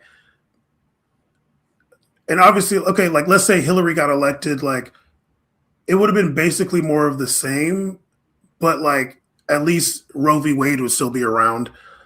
But like maybe the person after Hillary is like, I gotta push even further, like if the appetite is like more, let's say the appetite is like really for universal healthcare. And I've always pushed back against this notion that the majority of America wants universal healthcare, because I think you're right. I feel like if it was really like a big majority of American people wanted universal healthcare, there would have to be at least one Republican somewhere that runs on universal healthcare. Like at least one of them would have to. We haven't seen that. But the way I see it is just like, it's just got to be like steps, and we're just not there yet. Like, I don't even like to say we, because I don't really associate myself with these motherfuckers over here. But like, yeah, I know. I'm starting to think about that more too. Like, who is we? We're bombing Iran. Like, who is we? Like the people, like these people are not doing that, and whatever, dude. Like what? Like I'm gonna. like I'm on this platform to at least try to influence somebody in some way. I do want to get back to freaking Israel and Iran though. Like, Yeah. Dan, you got us off track, but this is what, because I want to go back to what something that we agree on that I think is very, very important. I do not agree with this notion that Israel dragged America. Is Netanyahu bullied Trump? I publicly was like, I don't believe that, and because America doesn't need no help when it comes to bombing someplace, don't need no dragging. America bombs people. This is what America does, dude. Like, America's been fucking up countries before Israel existed. So like that notion, and to be honest with you, I feel like that idea I feel like it has a sprinkle of anti-Semitism myself. 100%. Okay, more than a sprinkle. Okay, and also I think it at least has some sprinkle of American exceptionalism. 200%. Sorry, Right? You're speaking my language right now. Right. So let me say a couple of things. Go ahead. It's white Christian apologia to talk about the government of a Western country, particularly this country, as being occupied by Zionists. Yes. Right. Even if you say that I'm saying Zionist, not Jewish, it's like, I'm not stupid. Like, I know that this country is a settler colonial state. And I know that the people who sort of founded this country, as we've already talked about, were people who would be heroes in Israeli history if they were Israeli, for precisely the reasons that we think they're problematic now. Like, the foundations of this country are equally fraudulent, frankly, and equally bathed in blood. If not more by sheer quantity. And so I do think that it's a real, it first of all, it implies, well, we would never do this on our own. Like, this is not who we are. It reminded me of, I saw one of these veterans at a protest, and, God bless them. But he's saying, like, this isn't what I signed up for when I joined the military. And I'm like, buddy, this is exactly what you signed up for. Like, what are you talking about? And so when people, I think it's right to argue for people that want to sort of present the pragmatic liberal side of this, it's maybe right to argue that this is not something that will be without negative consequences for America. America will suffer huge disadvantages as a result of the actions that have been taken. That, however, does not mean that there is no American interest in supporting Israeli militarism and in ourselves rendering Iran's sovereignty null and void. It's actually something that directly would help, as we've already said, it would help to thwart the trajectory of these other powers in Eurasia. It would have massive consequences if Iran were able to successfully integrate into a block of states that's sort of more or less independent than from the United States. Right. Israel has always been, in a large part, about suppressing national sovereignty in the Middle East. And if you don't see the function of Israel as a sort of attack dog for Western imperialism, like, I really do think that one has to ask questions about what you really think the essence of Western society is. Is it something that has been corrupted by the Jews? Jewish influence? Exactly. And it's like, I studied German culture, so I know that actually Jewish people, despite the fact that the Zionists first wrote their ideas in German, it's been a land of contrast, and frankly, Jewish people have been the most progressive contingent of European society in basically every country that they lived in. And it was, in fact, processes of nation state formation and nationalism that ended up still having to refer back to our shared Christian identity that always made them this sort of questionable outsiders, even if the fact that some of them looked white made them more threatening. Actually, it made it more plausible that these people could really be among us and be controlling us. And so I find it really sad. Like I said, my increasing pessimism about the possibility of left politics in the United States also has to go hand in hand with the acknowledgement that the potential for mass right-wing politics is honestly, we may just be seeing the start of it in this country. It's sexy for people because it's negative and people are attracted to negativity, dude. Yeah. And yeah, like I just this, you know, I posted about Venezuela, and, you know, and some, you know, person I know who is, you know, leftist and, you know, kind of extreme in my opinion, but they like responded, were like, you think the Zionists were behind it? I'm like, no, motherfucker. I'm like, you know that America invaded Grenada, right? Yeah.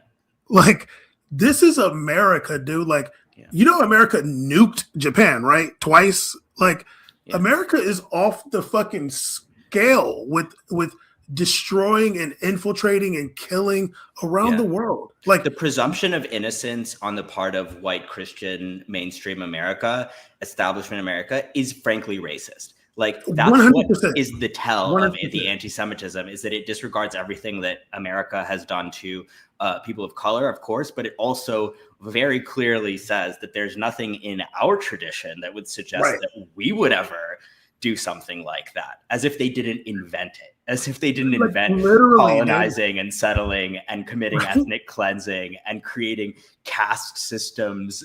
Like all of the Western Hemisphere was created by settler colonialism, basically. But like, America's the one country that, like, the settlers, you know, they took over. And then they were like, let's go do it some more. You know what I mean? Like Mexico's chilling, dude. Like, Brazil's chilling. Like, Chile, all these places, like, yeah, we're chilling, dude. America's like, let's go fuck up the rest of the world. Oh, you like had a phone call with the Soviet Union? You gotta die.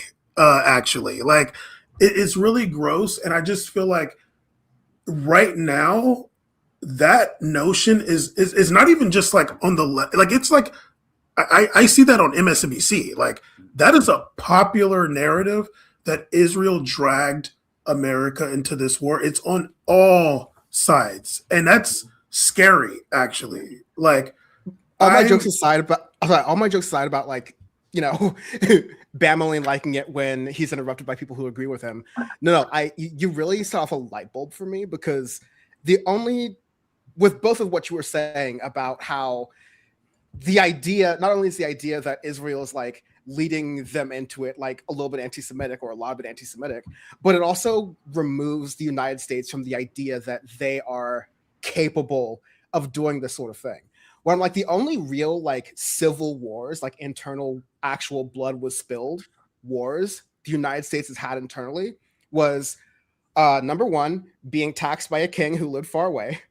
And number two, whether or not they could own slaves. So it's always been taxes and property that are the things that really separate Americans. It's not like, you know, religious freedom. It's not like, oh, we don't like kings, we don't like monarchy. No, it's like, we don't want to give anyone else our shit because we don't believe in collectivism.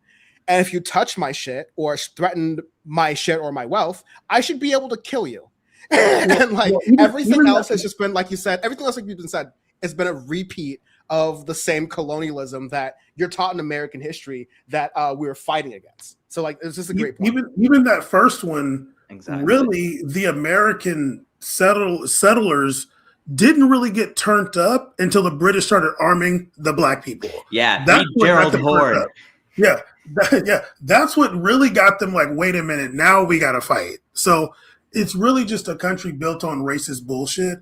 But okay, enough of that. Now I have another question, Kumars. I need the other two, and I do have another question after this. That's actually more important than this. You already guessed one. Well, that was easy. Of the worst diasporas. Yeah, everybody knows Cuba's the worst. Like, I actually think that we might be the worst now, but but he was pretty rough. But I'm willing to say that, yeah, out of deference to the Cubans, I wouldn't want to take anything away from them. So they stay number one. To me, Cuba, Iran, and what's the other one? There's a tie for me for third. And I think that it's, in a way, it's because there are similar dynamics also in those regions that aren't unique to those particular countries. And so I think that Lebanese people and Venezuelans are very, very neck and neck for third and fourth. Not the Lebanese. Let me just say that if I had to pick a fifth, and I wouldn't because it would be anti-Black, I would probably say Nigeria. Ooh, the Nigerian diaspora can be a really. I've known some really cool Nigerians, but I've also known some like really like stuck up like. Yeah, I don't want to go there though all the way. No, exactly, and that's why I didn't say anything. You didn't even hear that. Okay, so wait a minute. The Lebanese diaspora, is there a certain demographic in the diaspora? Well, basically everyone except the Shias, unfortunately. Like I do think that Lebanese Christian diaspora, and I say this because some of my best friends are Lebanese. I do think that they have a lot of the hyper assimilationist. Oh yeah, they've been here for a long time. An internalist. Yes, that's also true. I think that there are a lot of anti-Hezbollah, somewhat anti-Shia, Sunni Muslim background people that also have like basically no solidarity. Okay, to be honest, I've known hella Lebanese people like in my time in the community, and I've known many Lebanese Christians too. To be honest with you, I've never known any Lebanese Shia people. Like I've never known any. But like I never felt like that to also like they're not really that religious either, so like they don't really care that much. But yeah, for sure, like it's more the cultural assimilationism, like the closeness to France, the idea that like maybe we would be more integrated and prosperous if these annoying Islamist militants didn't keep defending us against our enemies. Definitely the Lebanese and Syrian Christians that came here like 100 years ago, like they got accepted into whiteness. Example, Ralph Nader. There was like a Syrian, Steve Jobs. Jerry Seinfeld is Syrian. Oh, I didn't know that. Or like half, but okay. His dad is a Syrian, or his dad or his mom is Syrian American. Okay, yeah, they basically got accepted into whiteness. If I was to trade one I would trade the Lebanese Christian for the Egyptian Christian myself, because I've heard some like really heinous Islamophobia from Egyptian Christians. When we used to like have booths in San Diego, like for like Earth Day to like tell people about Islam or whatever, it was always some Egyptian Christian coming to like yell at us and scream at us some shit. Always like it was funny. And in my neighborhood, there's like kind of a lot. And I remember I was like hanging out with somebody, she was Egyptian Christian, and this was like after my Muslim days, and she just like started talking shit about Muslim people, like just on her own, like saying crazy. She's like, they have like period blood in the Kaaba. I was like, what are you talking about? Like, so I'm going to trade those. Okay. But I have, and actually this is a more serious question, actually. What is your take on the most recent, before this war, the most recent protests in Iran and the number that is said that was killed by the government of those protesters? I want to hear your take. Did they not kill any? Or did they kill a lot? Let's hear it. I think they killed just enough. No, I believe the official numbers that the Islamic Republic gave out of about 3,100 people being killed. I do think of the way that the protests were transformed starting around January 4th 2005 was around when I saw the first violent attacks, stuff like videos of cops being attacked with like homemade flamethrowers and stuff like that. And then officially the Iranian government says things didn't get too bad. And from all accounts, the government's repression was also not really something that's been documented leading up to the 8th. But I do think that the protests turned into a very large foreign-backed terrorist attack, basically nationwide. And I don't think that it is possible, frankly, that 30,000 or more people were killed in the span of time that they're talking about, which is like roughly 48 hours. What about 10,000? I also don't believe that. I have to say that I think that the Islamic Republic doesn't have a lot of incentive once they've already admitted that they killed a sizable number of people. Like by my estimations from what I understand of the breakdown, about 600 people were not declared martyrs of the 3,100, and so maybe you could assume that those were people that were shot by security as foreign backed terrorists or whatever. I do think that there's enough evidence that people were actively attacking police stations, trying to actually take control of the institutions of the security state, according to also what Pahlavi himself, the clown prince, or the Rezler, as I call him, Reza Pahlavi, ordered them to do. That I do think that the response of the government was justified. And I would draw a contrast there to previous protest waves where the military, the IRGC, none of those dudes got involved in the Mahsa Amini protests, during the fuel protests, even during the Green Movement. They've always held that it is not their job to police protests.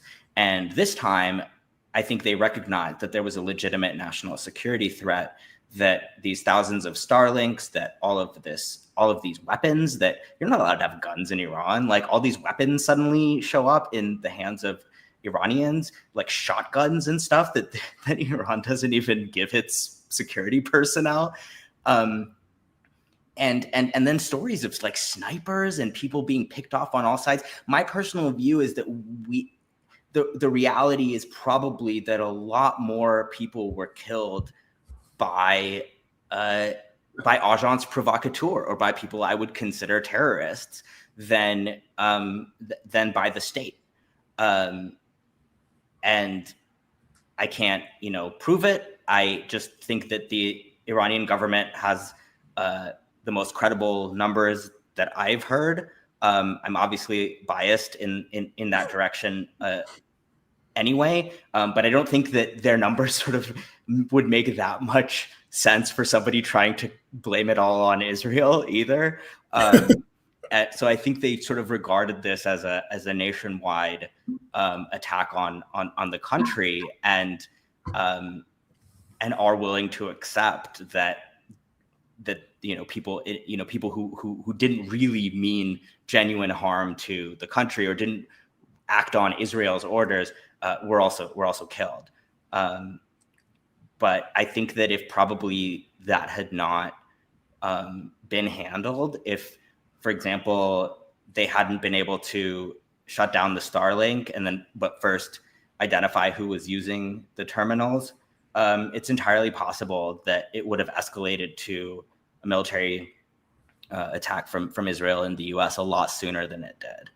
I think it's entirely possible that the original plan or the ideal scenario was for those protests to continue and create more and more unrest for to prime the country for an attack.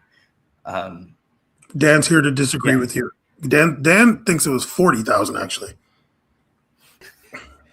No. What you're saying was really illuminating. I just want to be cautious of your time, Kumars, to make sure, like, if you had to go. Like, please, like. I'm good. shout This is out the for sort that. of thing I'm happy to talk about because it does clarify things for people that might be hearing different numbers. At least, I mean, you don't have to believe me, but like, I talk to people in Iran. I have my own analysis. You know, you've been listening to me for 2 hours, so so here's my 2 cents.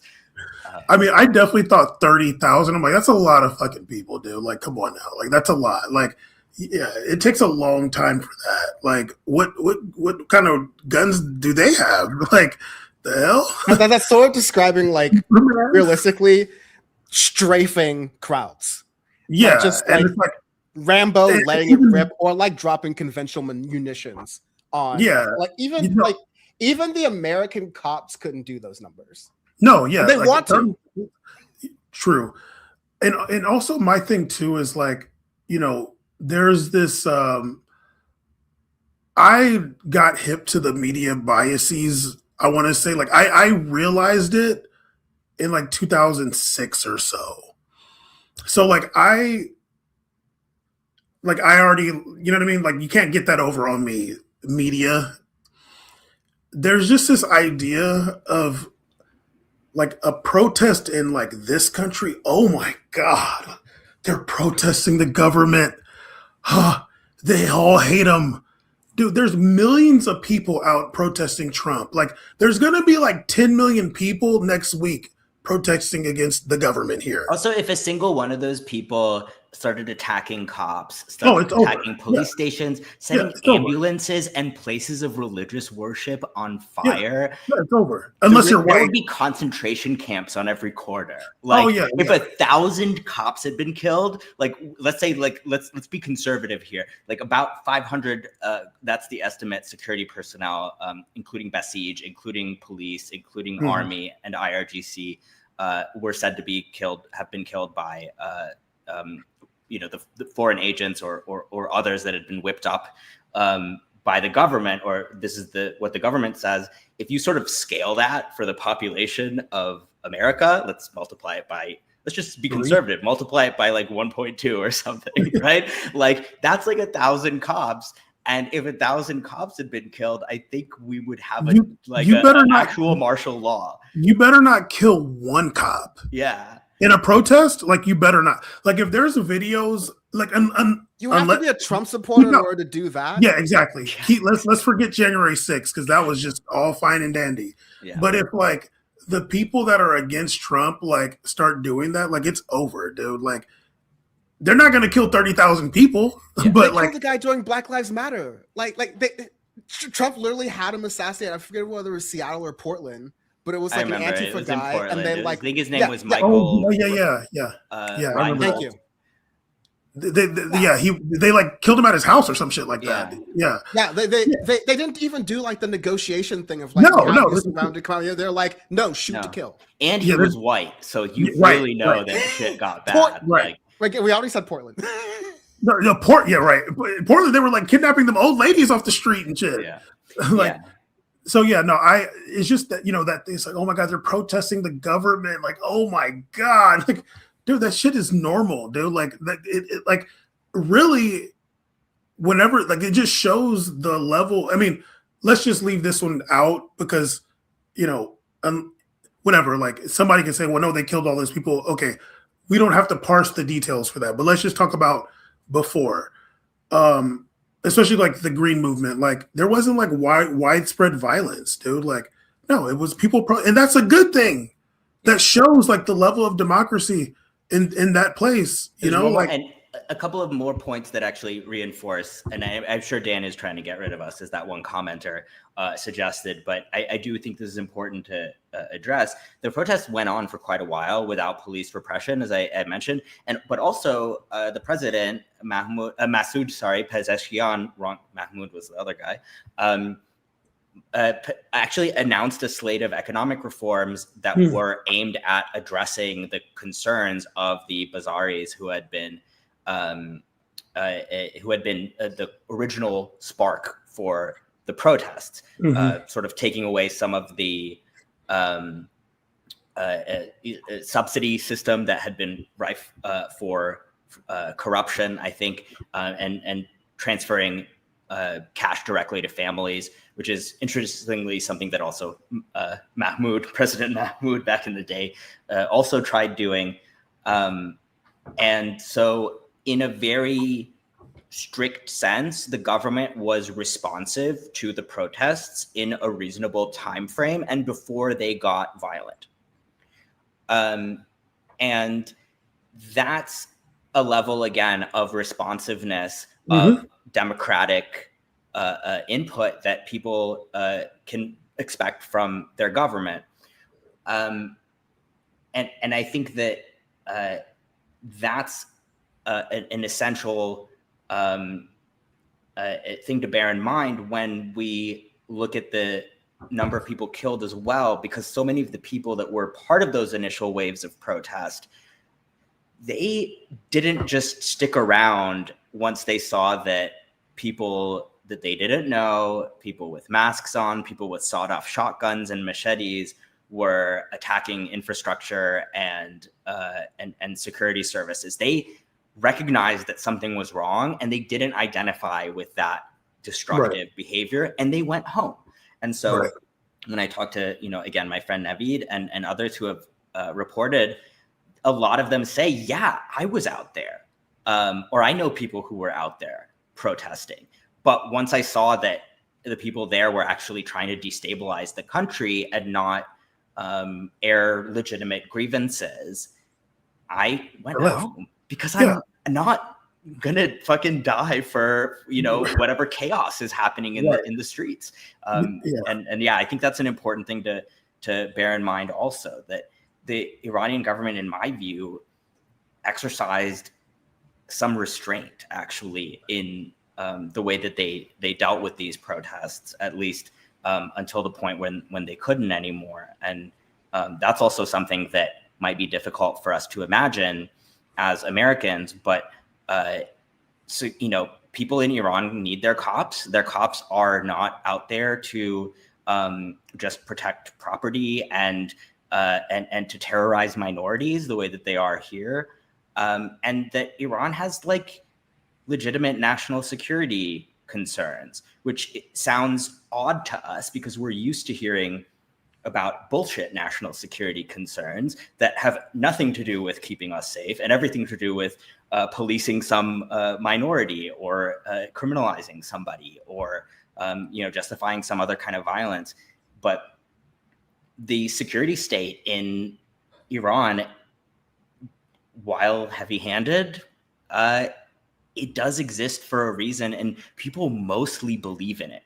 And the rates of trust in the government's ability to defend people against foreign aggression also show up in polling, where you see sometimes actually you see that women have a higher rate of trust in the government's ability to defend the homeland. I think it's the reason why even now shops are still open. Think people are sort of trying to carry on their everyday lives as best they can because they've been preparing for this, and they know that it's going to be hard, but they've been dealing with this kind of hardship for decades now. Yeah, they have like a sworn enemy in the region. I mean, I even think about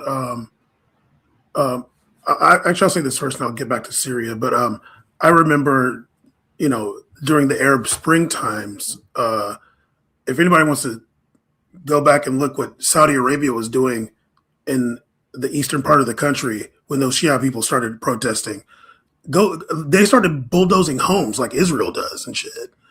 I didn't know that. I didn't even know there were Shia in Saudi Arabia. Oh yeah, there's a lot in the eastern part of Saudi Arabia, like Dammam and like some other, like on the eastern part, a lot of where a lot of oil facilities over there actually too. And in Bahrain too. I remember there was a lot of, because Bahrain's population is majority Shia actually. Yeah, I knew that one. Yeah. And I remember they were protesting, and I remember seeing a video, and somebody had a poster of Khomeini, and I was like, "Oh my God, they're going to kill you, dude! Don't take that home, dude. They're going to kill you, dude." But yeah, like it wasn't like, oh, hey guys, go home. Like these people weren't doing anything violent, and at the very least in Saudi Arabia and in Bahrain, like it was like major repression against those protests. But I even think about Syria, like when those protests started, and whatever like government forces or whatever were like, the popular narrative was that they were killing a bunch of people and it's very heavy-handed or whatever. But I'm like, what are you supposed to think, dude? Like Israel's right there. Like Israel, you are in a state of war against Israel because they're occupying your land. Like you also are basically in a state of war with every other like Sunni country, kinda, who is like tacitly allied with America, or who's allied with America and tacitly allied with Israel. Like you and then at some point, America openly said they're supporting these people. John McCain is out there like saying like, yeah, they were the moderate rebels, now they are a legitimate target at that point. Like you're not like you have. It's the same laws as America. Like treason is you get killed for that. Like it's the same here. If I put on a freaking China military outfit or whatever, I don't know, they're gonna kill me. Like and whatever, So, these countries that are sanctioned by America under these embargoes are a part of the axis of evil being threatened by Israel and America. Like, yeah, when people start acting violent, you're going to have to kind of like make sure that they're not able to really gain a foothold. And I appreciate what you said about the people who were like at the protests. And then when it started going a certain way, they left, because I'm the same way. I go to protests and we were talking about this on PowerPoint because I was saying like, I go to a lot of protests, but if the protests started to get violent, I would leave because I don't want to be part of that. Me personally, like one of the Black Lives Matter protests I was at, some family friends of mine who were like younger were there with me, and the cops came out and it seemed like it might turn up. I told them to leave, got them out of there, and I left. If y'all want to fight the cop, go for it. I'm not mad at you. Like, go for it. But like, I don't want to do that personally. I'm going to fight a different way. I'm going to be in my cozy air conditioner on this microphone. No, I'm joking. but no, like that's how it is. Like, you're at the protest, it's going away. If it starts going another way, I'm not mad at you. And I'm not talking about Iran, this situation in particular, but like, if you want to freaking turn up and loot and get okay, sure, whatever, that's you. I don't want to do that, so I'm going to leave, because also, like, I don't want to,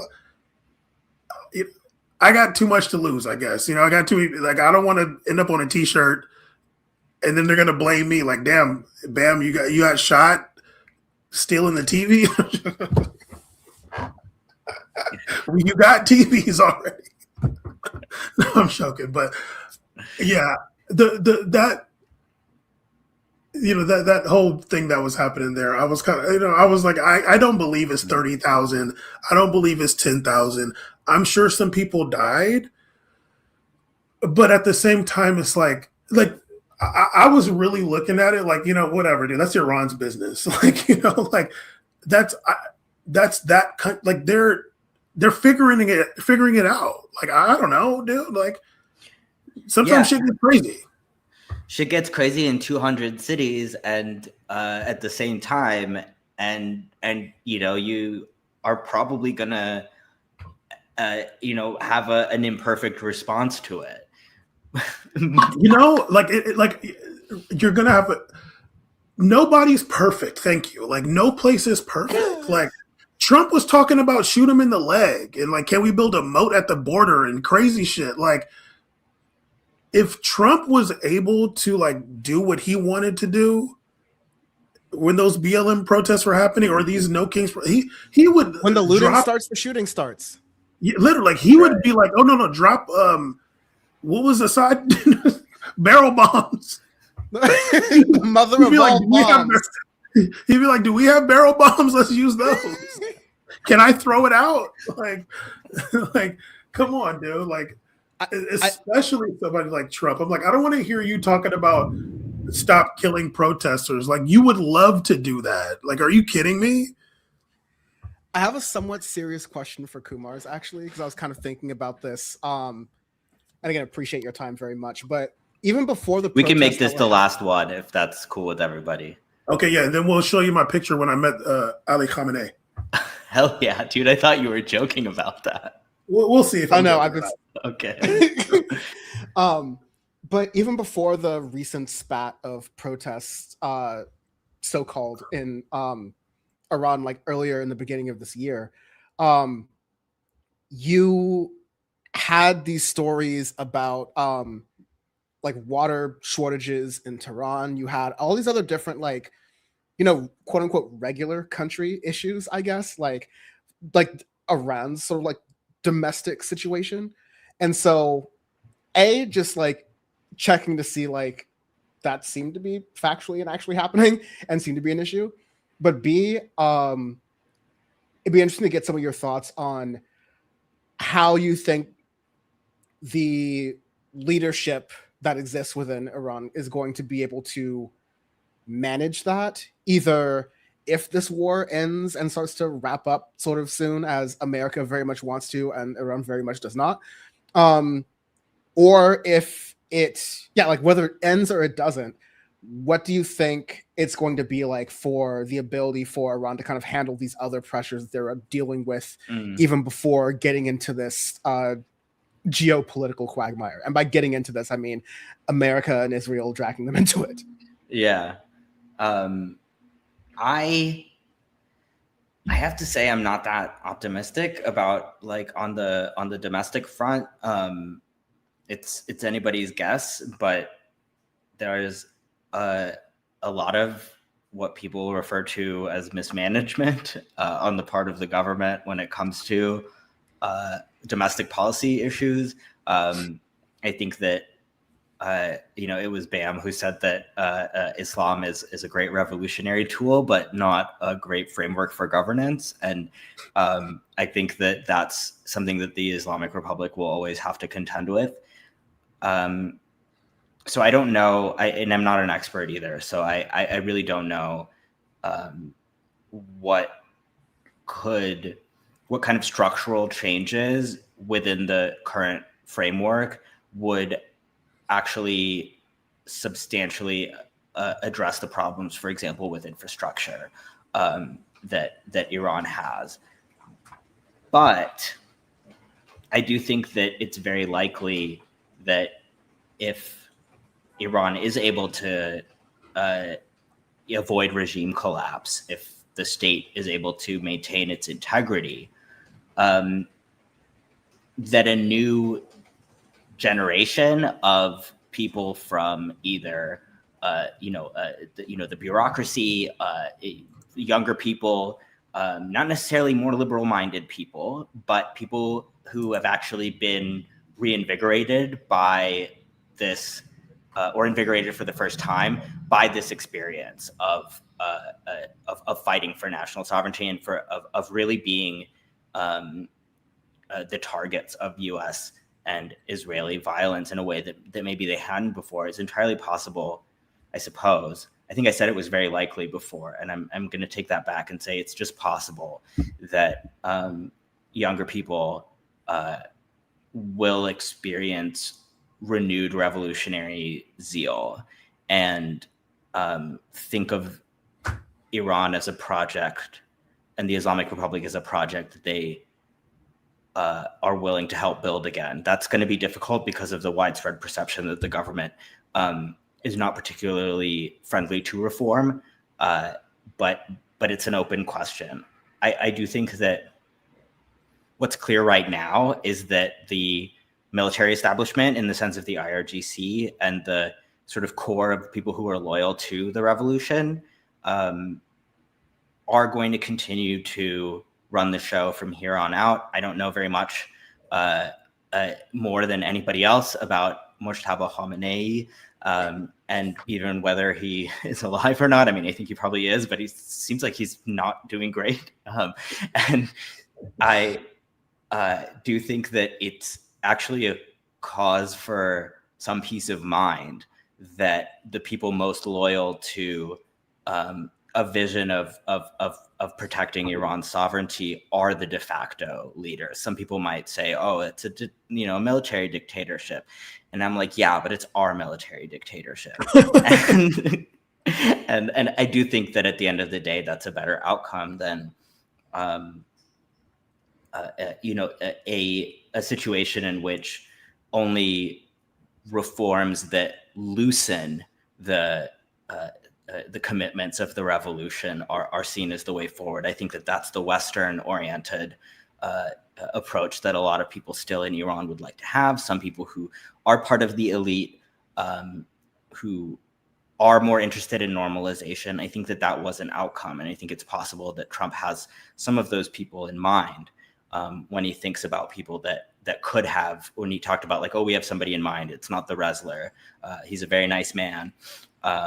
But I think that there are sort of reformist or moderate figures, presumably in the government, that he or in these circles that he could live with and would regard as a sort of a Delcy Rodriguez, although I really don't want to get into that. But I do think that it's it's an encouraging thought, paradoxically, that the military is going to be able to safeguard at least the core national security interests of Iran during a time when, frankly, there's no higher priority.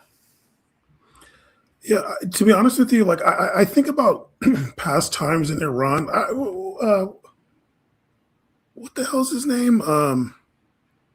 Who's the chef dude that would go everywhere? Oh, Bourdain, Anthony Bourdain. Yeah, Anthony Bourdain. Like, he went there and it was like really nice and stuff. Like, you see people would travel there. There was a time I really wanted to go to Iran. I really wanted to see Tehran. I really wanted to see Ahwaz in the south. Ahwaz, yeah. It's supposed to be beautiful there. Yeah. I want to go because I'm like, I want to see the Arabs that live in Iran. And I'm pronouncing it like Arabic too. So, yeah. And I mean, and I would still like to, but not like right now. But I can't see, yeah, right.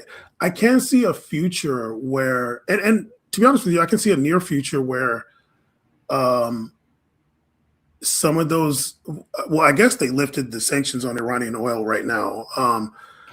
But like some of those sanctions are lifted, and maybe some of like the European countries are like, dude, like Iran's fine, dude. Like, it's all good. Like, Trump's trip.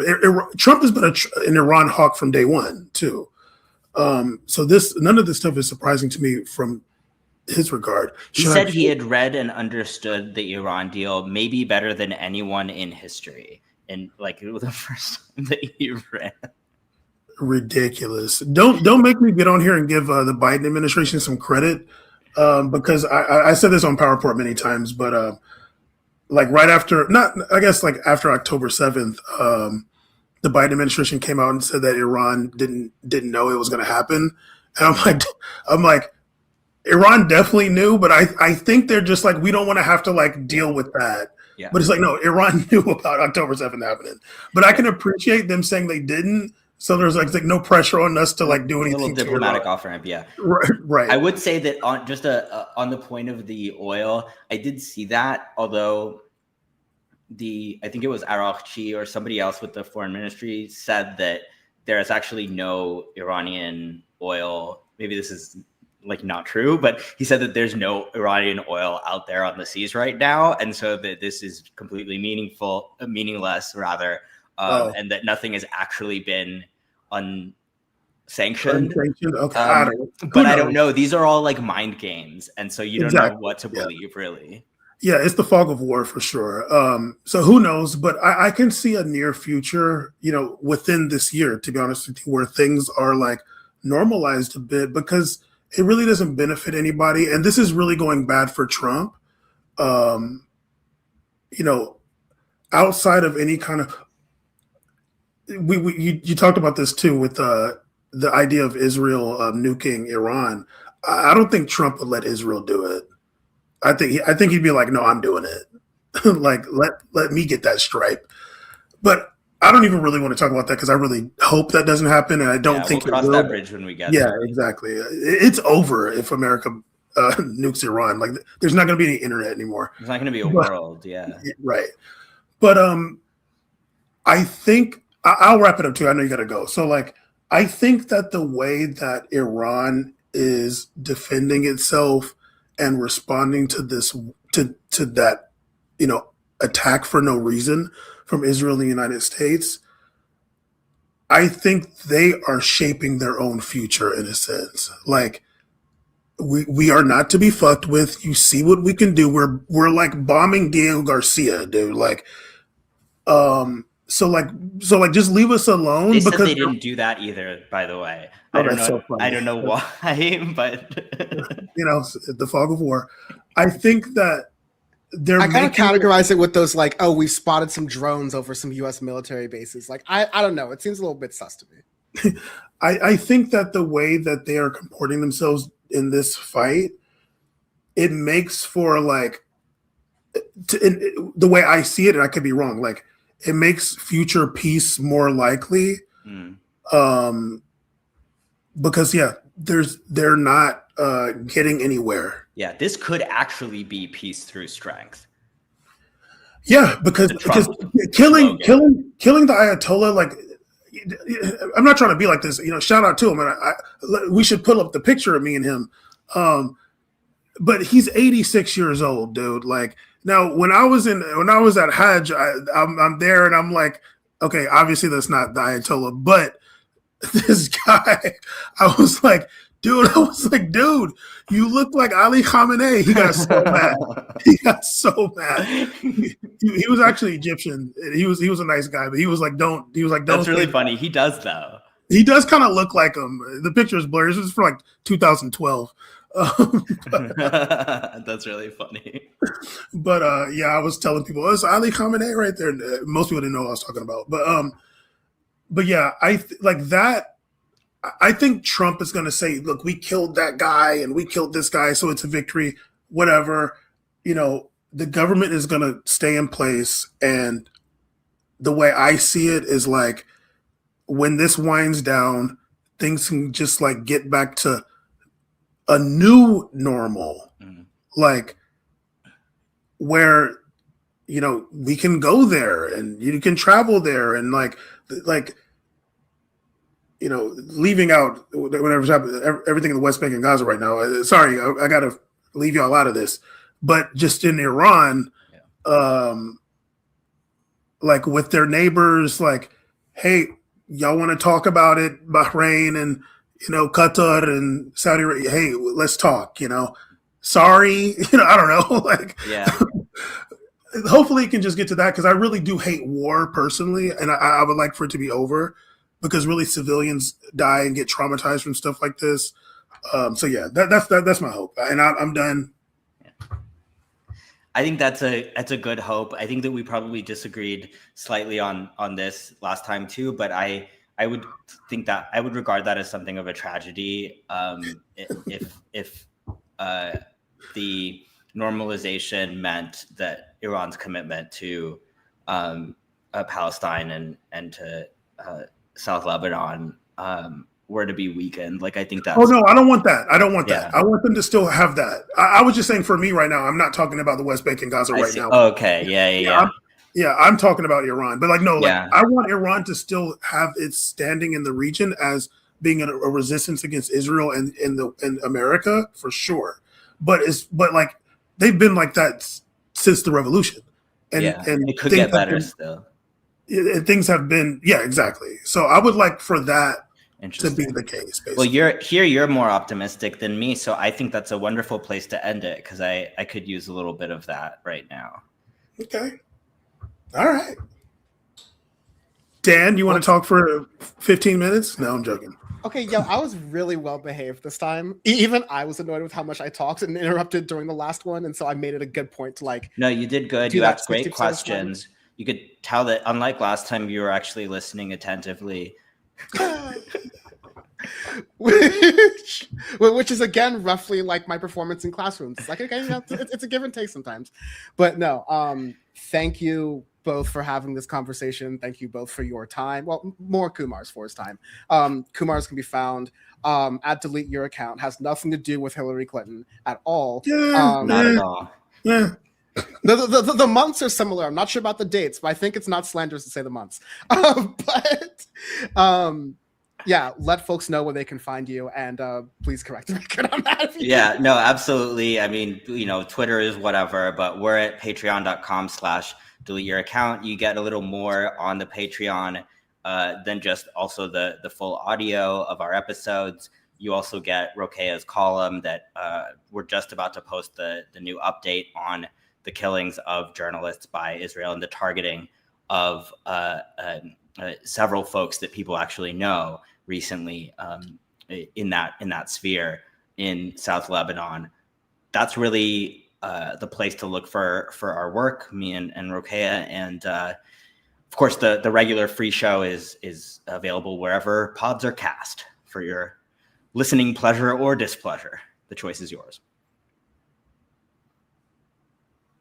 Thank you, Kumars. Thank you, everyone, for watching live and watching this. Thank you both. Thank you, Bam. This Thank was you, nice. Kumar. This is like feeds my soul. Hell yeah, dude. The feeling's mutual. Yeah. Feelings triutual, trilateral, if you will. All right. Talk to everyone later. Cheers. All right. Bye, guys.